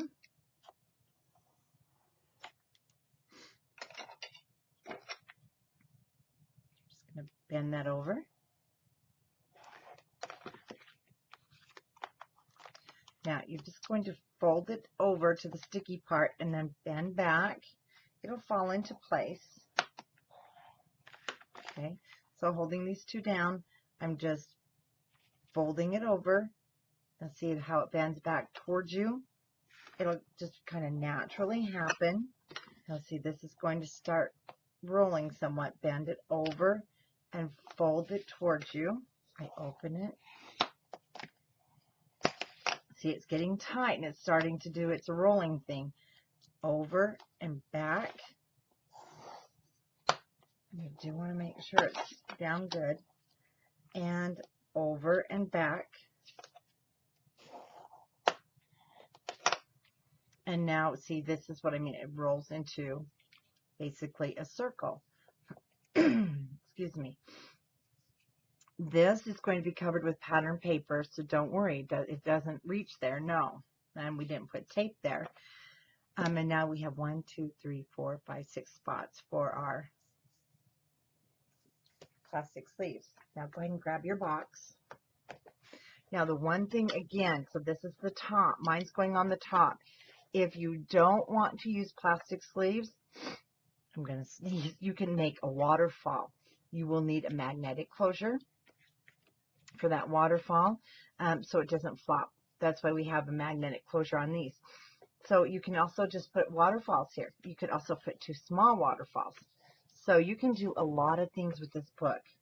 Now when you're putting this down, this is really a good guideline, is your designer paper, and that this sits at the edge no closer, or you will not, once again, you won't get this closed, and I'll show you, you won't get this, they won't come together. So make sure on this one you are a good, you don't have to go quite a 1/2 of an inch. No, and go at least 3/8 of an inch, so just on the other side of where your pattern paper is. Let's move the backing.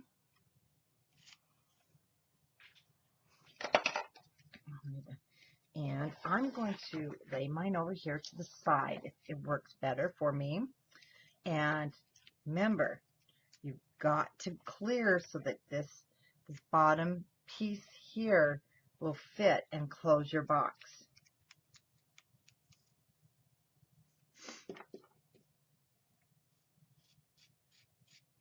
I've got this little piece of paper. It's driving me nuts. It kind of, there we go. I pushed a little too hard. So see, I want to make sure.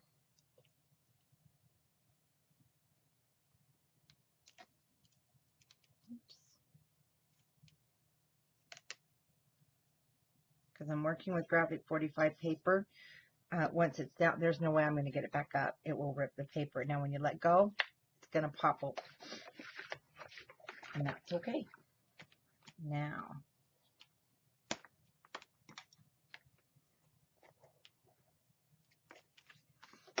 Now, but when we're done, it will all come together. And then we have plenty of room. So, our hinge that we cut, remember it was 7.5. Yes. So, we need to trim our sleeves. And I love the Bo Bunny sleeves. So let me show you. There's a couple of different ones. There's full-size ones, so I can put full-size papers in. And actually, I like the full size for this. And then you have your 3x4 cards that can go in. But because we cut it, we have to cut down our cards. You have that shape when you buy the package of the mix and matches. Then you have like the ones we use in our recipes, where you have the two at the top and the one at the bottom. So I like those two. So I do want to do a little bit of a mixture. So I'm going to do 3 of those, or 2 of those. And I think I'm going to do 2 of the that are 4. And I want the full sheet one. It doesn't look like I have one in here. So let me see if I have one in the drawer. So I have 2 of each.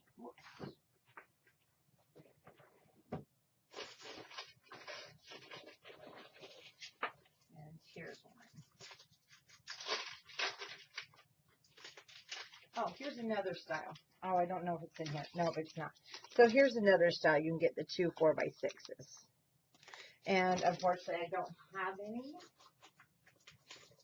So I'm just going to go with those. Now, our sleeves are 8.5. So what we're going to have to do is take a full inch off of the top in order to fit inside of our hinge. So I just put them in our cutter, and I'm going to just put this right, sorry, I'm running out, right to my 1 inch. Oops, can you see that? Right to 1 inch. And then I'm just going to slice it off. I know it's hard to see. I'm going to move the camera back so you can see what I'm doing. Oh, and make sure you're cutting the top. Okay, you don't want to cut the bottom because it's already been closed. So I'm just setting that at 1 inch and taking that off. And again at 1 inch.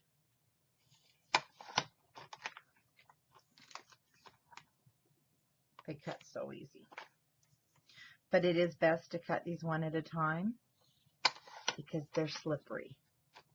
And I'll show you again in the Saint Tropez.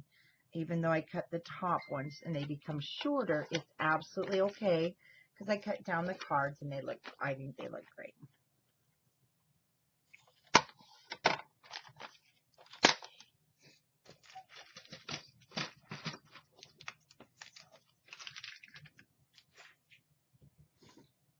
And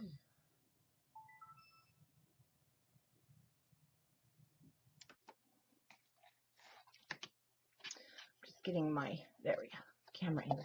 So I have my sleeves, and I'm actually going to be doing this somewhat at an angle because of the length.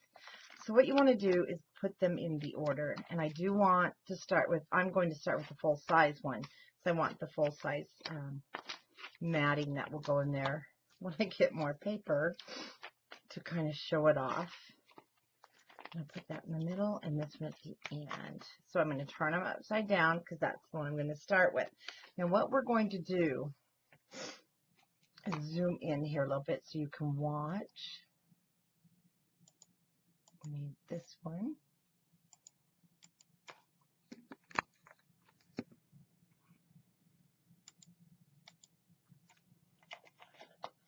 Okay. Now, I'm going to grab two.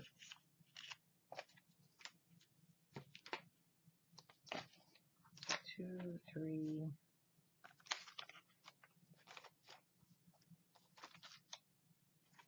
Okay, so my first one, and you need to make sure your openings are at the top.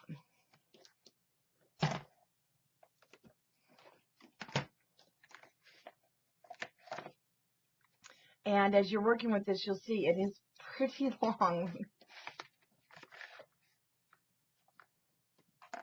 All right. Sorry, let's do some maneuvering here. There we go. What we're going to do is push these back. So our first one, these are really actually easy because you have time, because until you stick these two pieces together, your ability to reposition is really good. Okay, we're going to have to go this way. Sorry, I'm trying to find the best angle.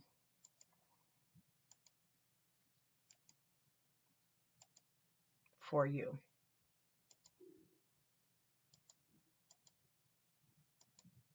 All right, so I removed the backing of the tape, making sure we're the right way, and this will lay down perfectly. I like to hold it there at the bottom. Like I said, you can take this off until you put the two pieces together. So if it's not where you wanted it, you can move the sleeve. Now, once it's where you want it, though, go ahead and remove the backing.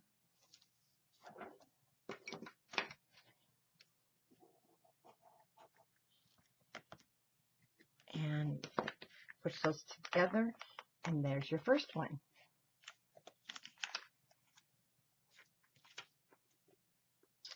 Now my second one, I've gotten a little out of, is another full one, opening at the top.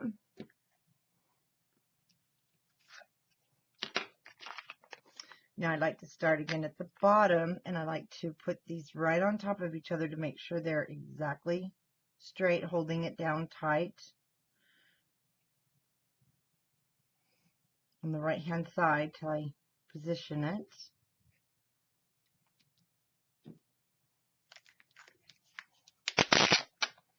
For some reason these are slippery,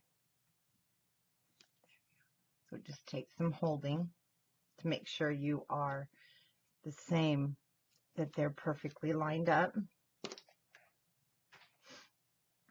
And remove that backing. Having to reach over the top of my, there we go.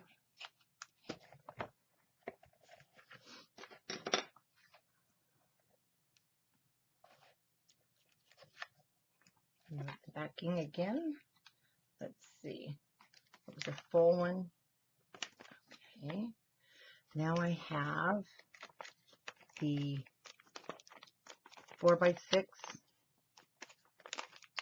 and my cut down 3x4s. Now another thing you can do again is when you line these up so that you're keeping them perfectly straight, you grab your clothespin .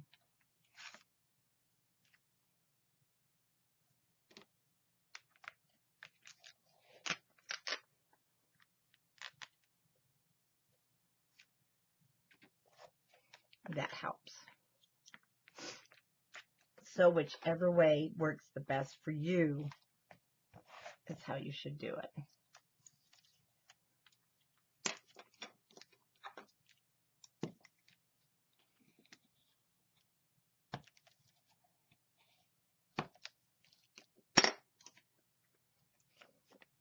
So I have another 4x6.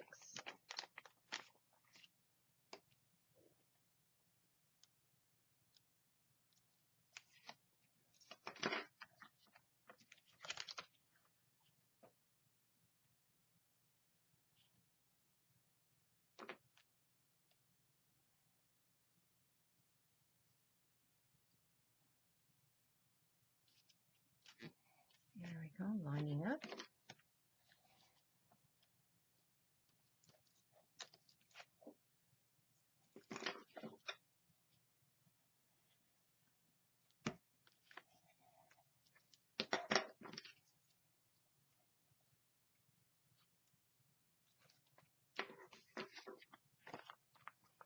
And now the 3x4s.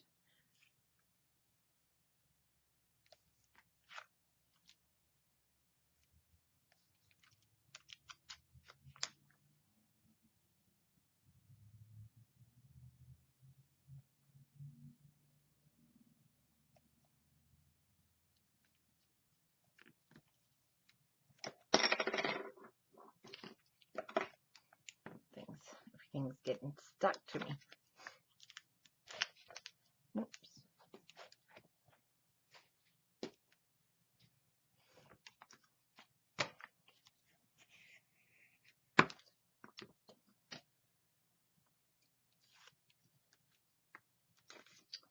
And the last one, making sure that we're not upside down.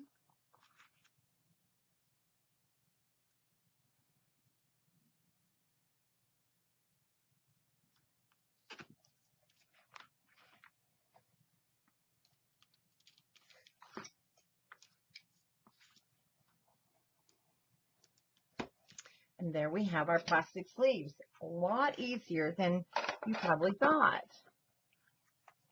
All right. Now you have the 5 plastic sheet pockets. Or did we do 6? I can't remember. Isn't that 1, 2, 3, 4, 5, 6? Yes. Let's see something. For some reason I have one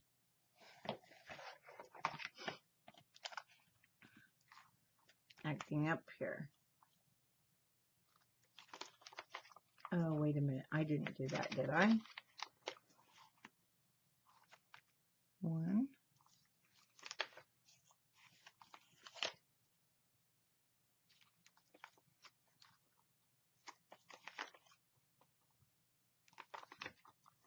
Okay. For some reason, it looked like I had 2 in 1, but that's not possible.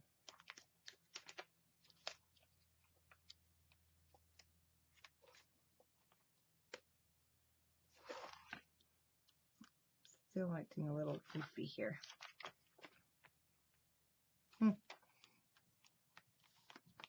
Just me, I guess. Now,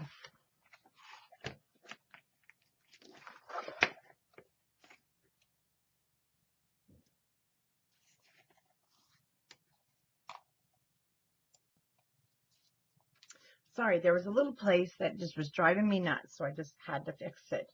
To cover the edge, I did cut a strip that is 7.5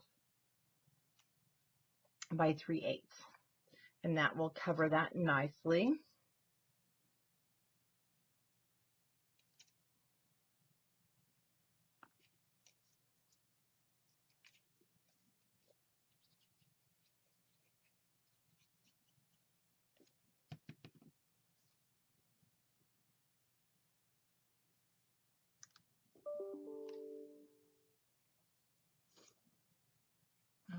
Oh, I didn't turn off the noises.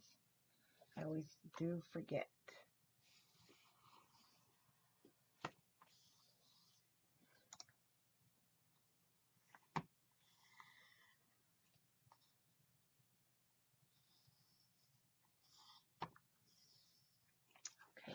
Now it looks finished. So what we want is a magnetic closure. So what I use, so there's a lot of different things. I had just cut a 10-inch by 1.5-inch piece of the matching cardstock, and I scored it in half. Actually, I really didn't score it. I just folded it in half.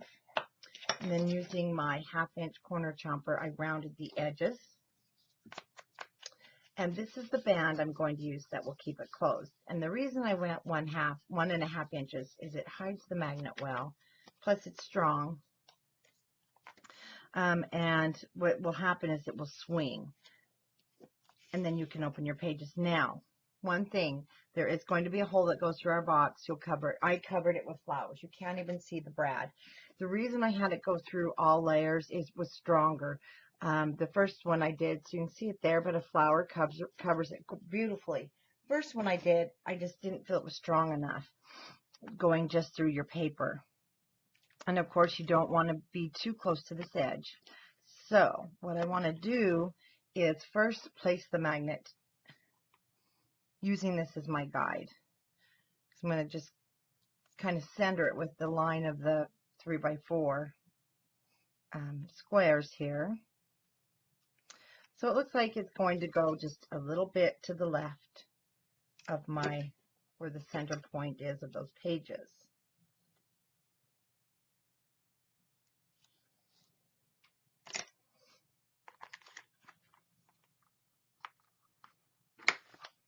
That's why we'll be having a photo mat there.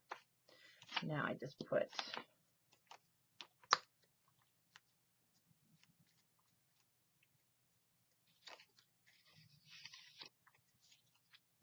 I'm going to lay this down kind of open.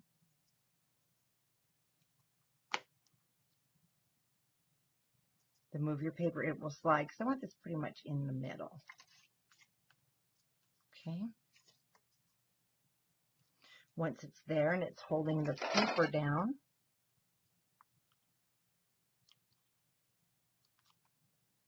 remove the backing and close. Now, you don't even have to glue this around the edges closed if you don't want to. I'm going to on this one. So now I'm just going to go on the edges here with my art glue.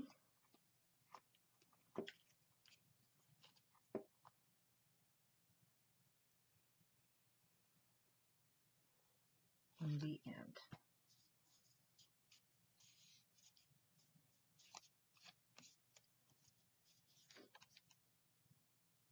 Okay, now I'm going to open this up. See, that keeps those really firmly down in place.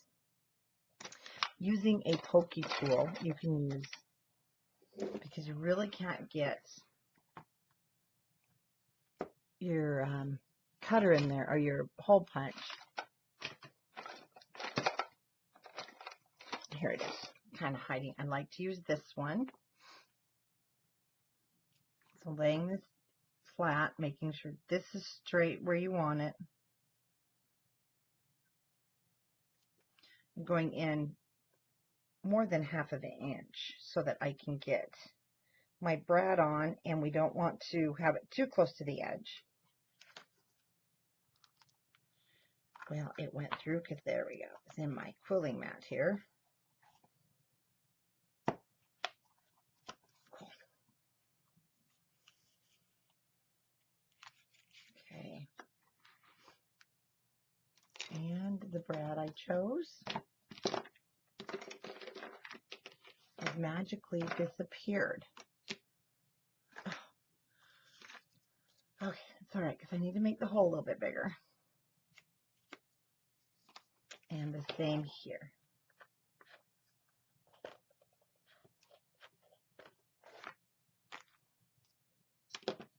Oh, I know it.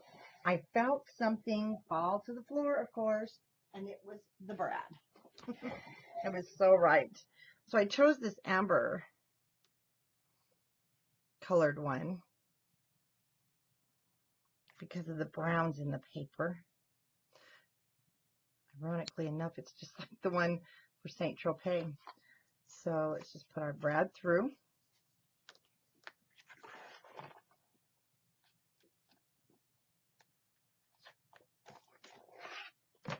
over.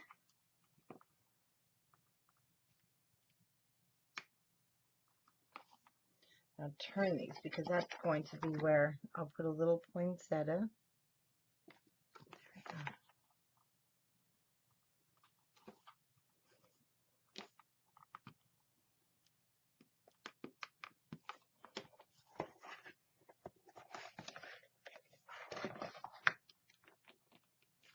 Make sure that's firm.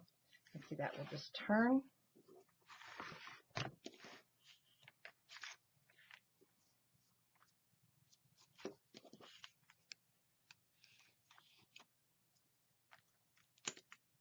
Oh, goodness. Well, we'll have to fix that. Okay, so I will get this fixed and I'll be back and we'll do the photo mat that goes on the inside. I changed my brad out and now I'll just swing that open. So we need a photo mat for here. And I have a scrap piece of the red. And actually, you know, you can make a photo mat, a pocket, and I'm going around the corners. And then I'll put the green on top. And it will now cover the magnet. Shows through, but I'll show you what I'll be doing. I'll be cutting. So these cut aparts, and actually I'll wait because when the ephemera cards, they have more of the cards that are going the other direction that I need for this up and down.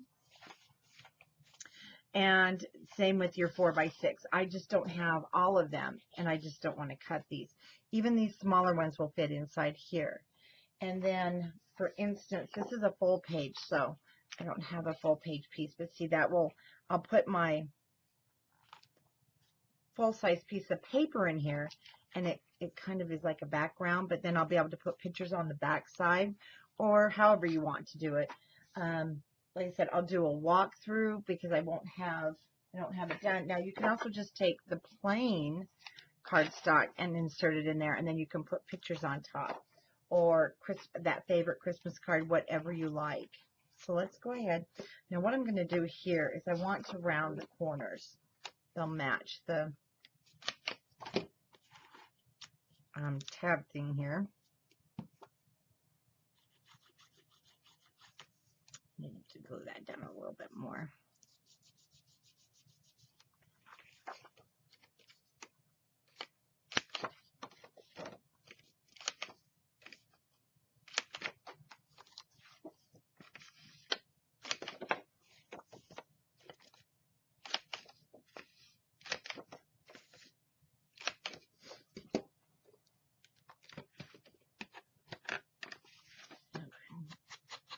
Ink on my edges.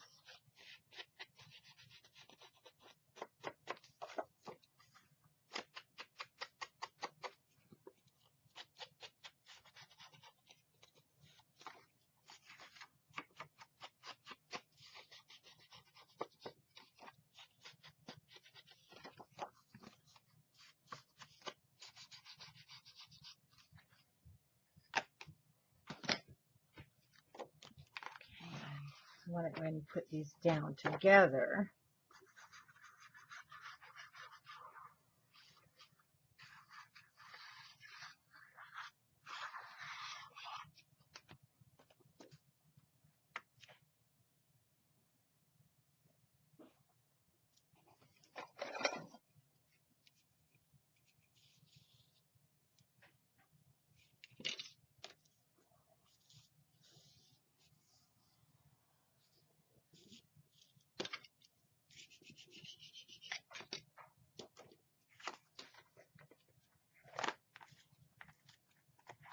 Okay, and that just covers the magnets.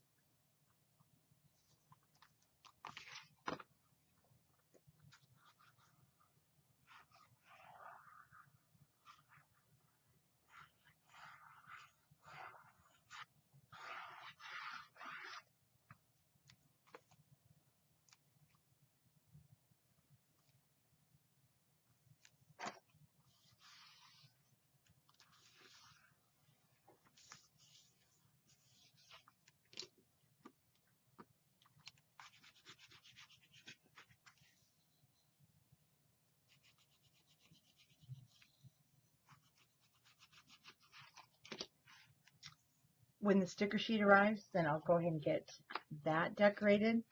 And I also used sticker sheets and the chipboard, so I'll do the same. See on here. So let me go over this again so you can see these were actually, you know, the puppy stickers that came with it and your cut aparts. Just to give you an idea of what it looks like and what you can do. And when I put these puppy stickers down on the plastic, I did use a little glossy accent. It just helped to hold it even more secure. That's also a puffy sticker that had come with this collection. See, and then these can come out. Pictures can go on the back, and then you just slide it back in. And that was one of the, so I'll use one of the chipboards when the collection gets here.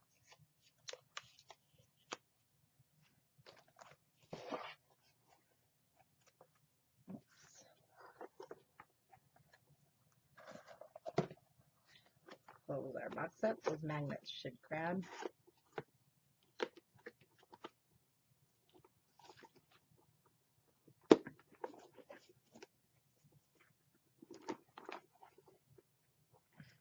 There we go.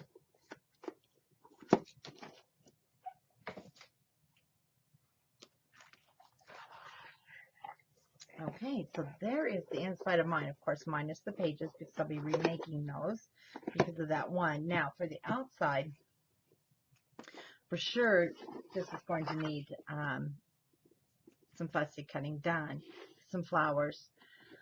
And I'm going to be making the flowers to match this using I have a poinsettia Heartfelt Creations die, so any poinsettia die will work.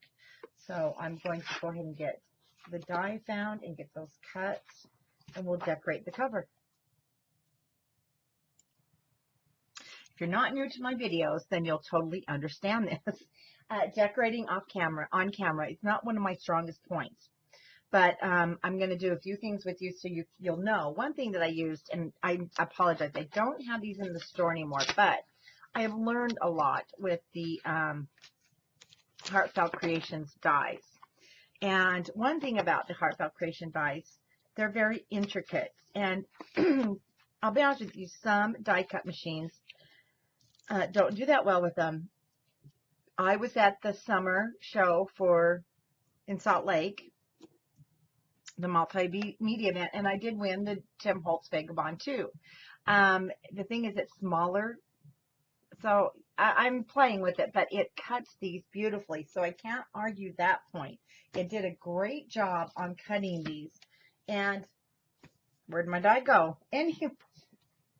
Well, I've lost the die. Here we start recording. The die is one piece. It's all this one piece, so it cuts everything at once. So I did 2 cuts. This is mystery to me. Well, the die's here somewhere. It's pink. It'll show up. So before we get to the poinsettias, this is the brad that was coming through. And this is one of those knobs from G45 that goes on their door plates. Well, I cut the brad parts off and then squeezed it down so there's no sharp edges. What I'm going to do here is I'm actually going to take my Tim Holtz scissors. I'm going to cut these just a little bit shorter. Now, when you do this where I gear or maybe cover it with your hand, they will kind of fly around.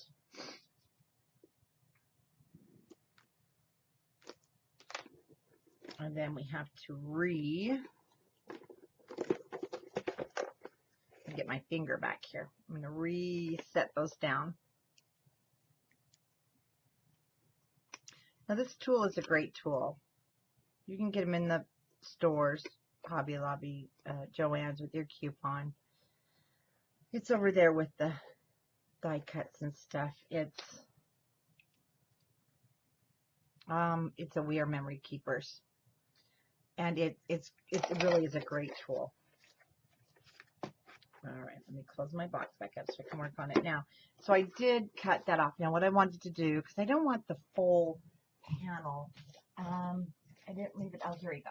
So you really could, maybe I should, well, it's too late now. That actually would have looked really good. But you know, sometimes I don't think. So what I was going to do was just use that. But you know what? This happens with me all the time, but it's okay. Even though I cut those up, I can still glossy accent that down or E6000. So that's what I'm going to do. I do want the whole thing there. I like it. I should have tried it first.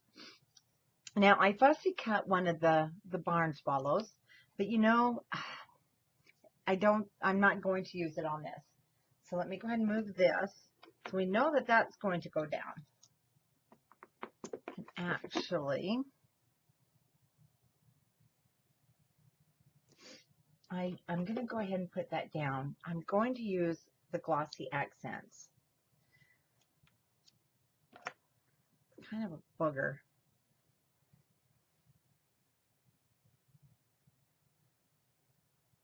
Sorry, okay, I'm getting some out. I really do like the glossy accents, and I like the E6000. The only thing, the E6000 just does have an odor, and actually I just bought E6000, and I accidentally bought the black. It comes in color, black color. And so I don't have any. So, and I'm not going to sit here and play with the glossy accents. I'm just going to use one of my tools.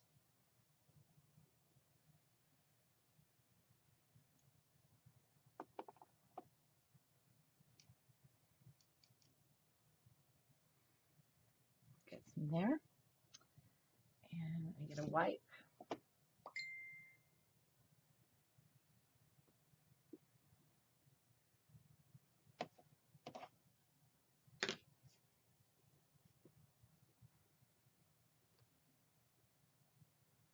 All right, we'll let that sit and dry for just a moment.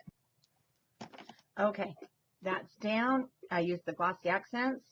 And now what I want to do is just put some pearls right on the snowflakes.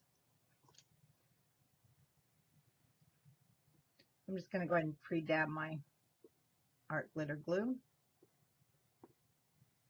Even though these have a sticky back, I don't trust the sticky backs. And I just cut them apart, and whoops, that's not what I wanted it to do. Good thing art glitter glue does dry clear, completely clear. Cut that off because this has that sticky clear backing.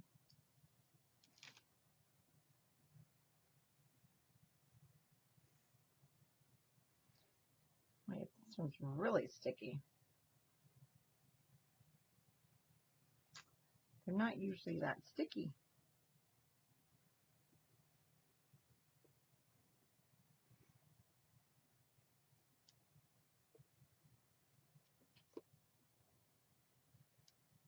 Pearls give it some dimension. I didn't want to do, you know, the strands of pearls. This just isn't, to me, the strand of pearl look. But we need some.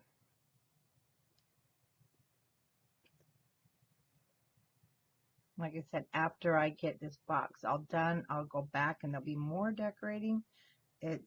I've just got the basics. It may not even need any more because this is kind of, I just didn't want to take that away from being the center, you know, your eye there, and I don't want to cover it with any cut aparts or anything. A couple of pearls here and there, and then I'll just hang on to those pearls. So I'm going to grab, and I was showing you, and I was going to show you the die, but it's disappeared here in my disaster. Oh, here it is. Perfect. So this is the die, and they all cut, they cut out in one, so it's kind of nice. So I cut out a green set, and I cut out the red set, and I'm going to show you a couple of things because I really like, I like my leaves like this better than this, where it's sticking up. So I chose just a couple of different papers. I used the red, and I used that sweet pea green. And so what I'm going to do is turn this over. I don't want the polka dots on the front, even though I could. And I'm just using the ball here. There we go. Kind of smashing those leaves to get that look. And that's one of the little berries that is on part of the die. And then we'll get these all put together. I do know where I want these to go. So like I said, I started doing this and I just am not happy with that look. So I want to bring them so they more point down. So just push. You can roll. You can do, you know, whatever you like and think that looks good.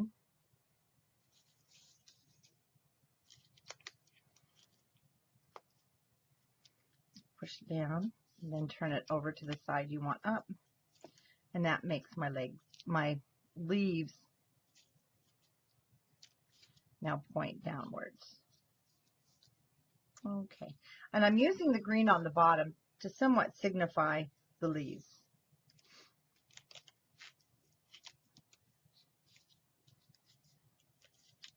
You could also cut these apart so that you could use them as single leaves.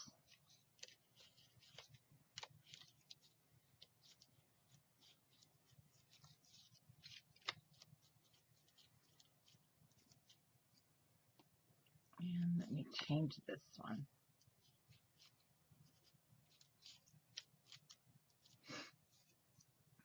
Kind of keep my piles.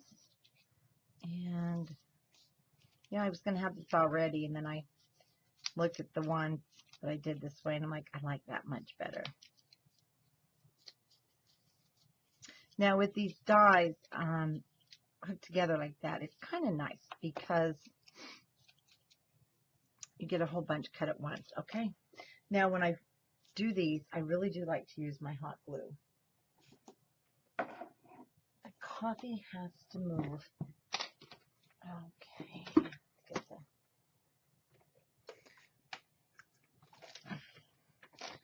Oh, great. It doesn't, it always figures when you get on camera, things get caught, stuck, you can't get them to move. This pad was actually just from an iPad. So it's not anything, you know, special. It's just a piece of foam from the packaging of an iPad. And I really like it.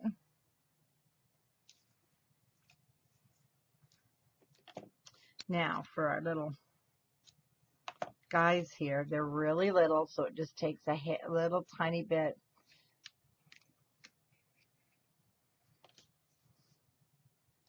So the little berries. Then there's one that has just 3. Now this die, I'm sure it's available, and like I said, I used to have it in the store, but I've kind of backed off on selling Heartfelt Creations. They kind of took a different turn with selling directly online and giving customers such a good discount, which is okay. I'm glad they're giving you guys a discount, but it doesn't make it so I can sell it. So I know a lot of the retailers are also feeling like we kind of got not so much pushed aside, but you can go right onto their site and buy it directly. And now on this one, I do want to put a little pearl there. And then you can also ink your edges. You can color them. You can embossing powder, anything you like. Now this one is going to be a smaller one. Whoops, knocking everything off. And I have a green berry center.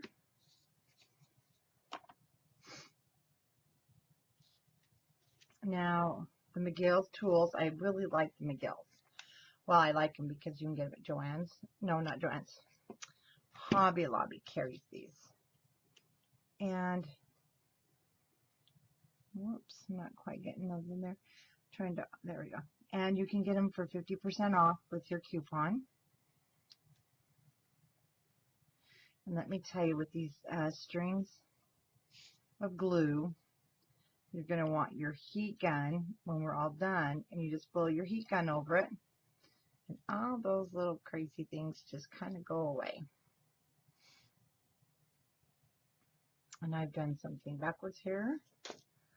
This was supposed to go in here.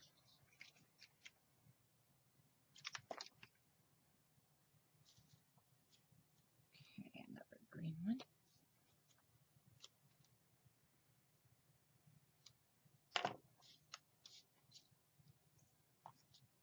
Grab my big one. Green on the bottom to signify the leaves.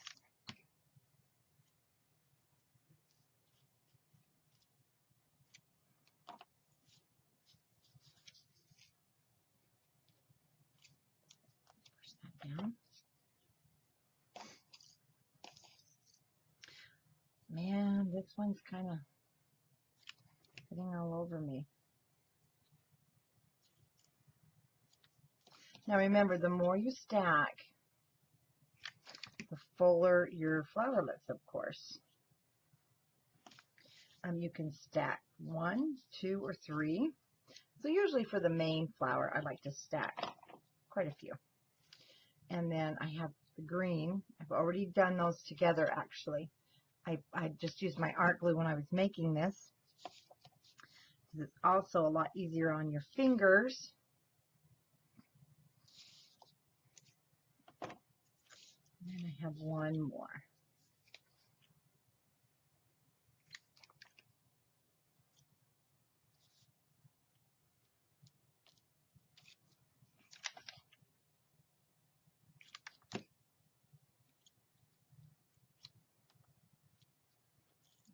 Again, push down. And our berries. So on these little guys, I will just use some art glue.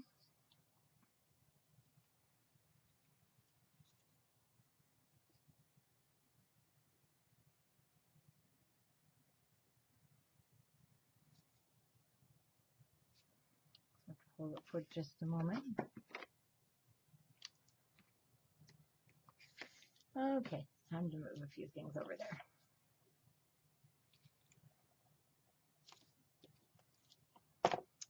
Put a drop of the art glue.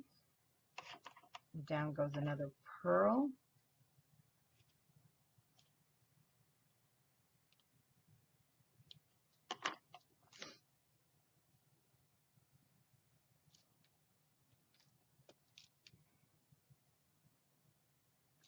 There we go.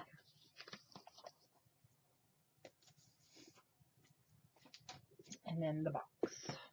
So like I say, I know that I want the flowers down. I don't think I'm going to be using any ribbon or, let me open that one.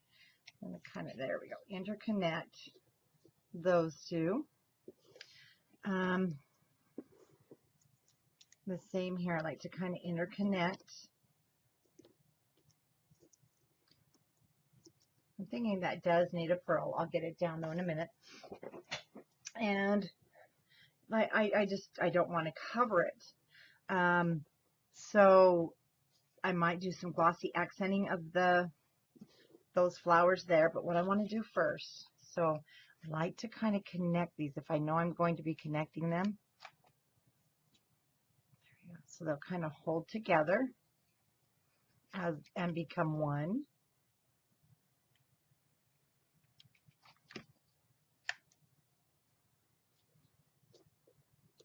And down those go. And like I said, as I work on this some more, I definitely, more than likely, will be adding some things to it. I don't know what,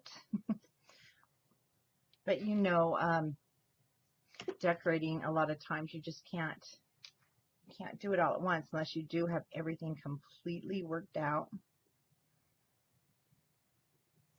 and laid out before you get on camera. And one of the worst for doing that, because I changed my mind. You know, I changed my mind from everything to, well, maybe straighten this out just a hair. You know, do we want to add Do we want to add a metal corner up here?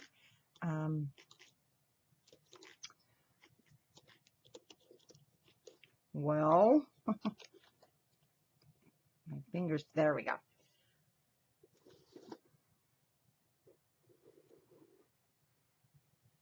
I'm kind of thinking, we do, don't we? Let's see as you sit here and play.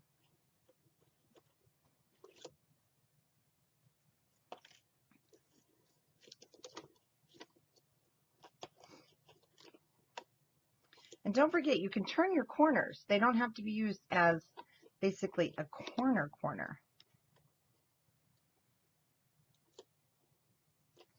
So that it somewhat overlaps, like so. So I may be adding those, and maybe not. But, hey, we did it. We got our album in a box made. And that will help you get a head start on some Christmas gifts. And really, this is probably one of my shorter videos.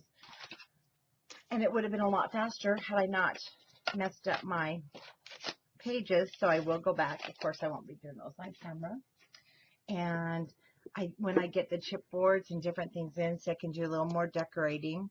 And I'll probably use my, let me show you what I'm going to do.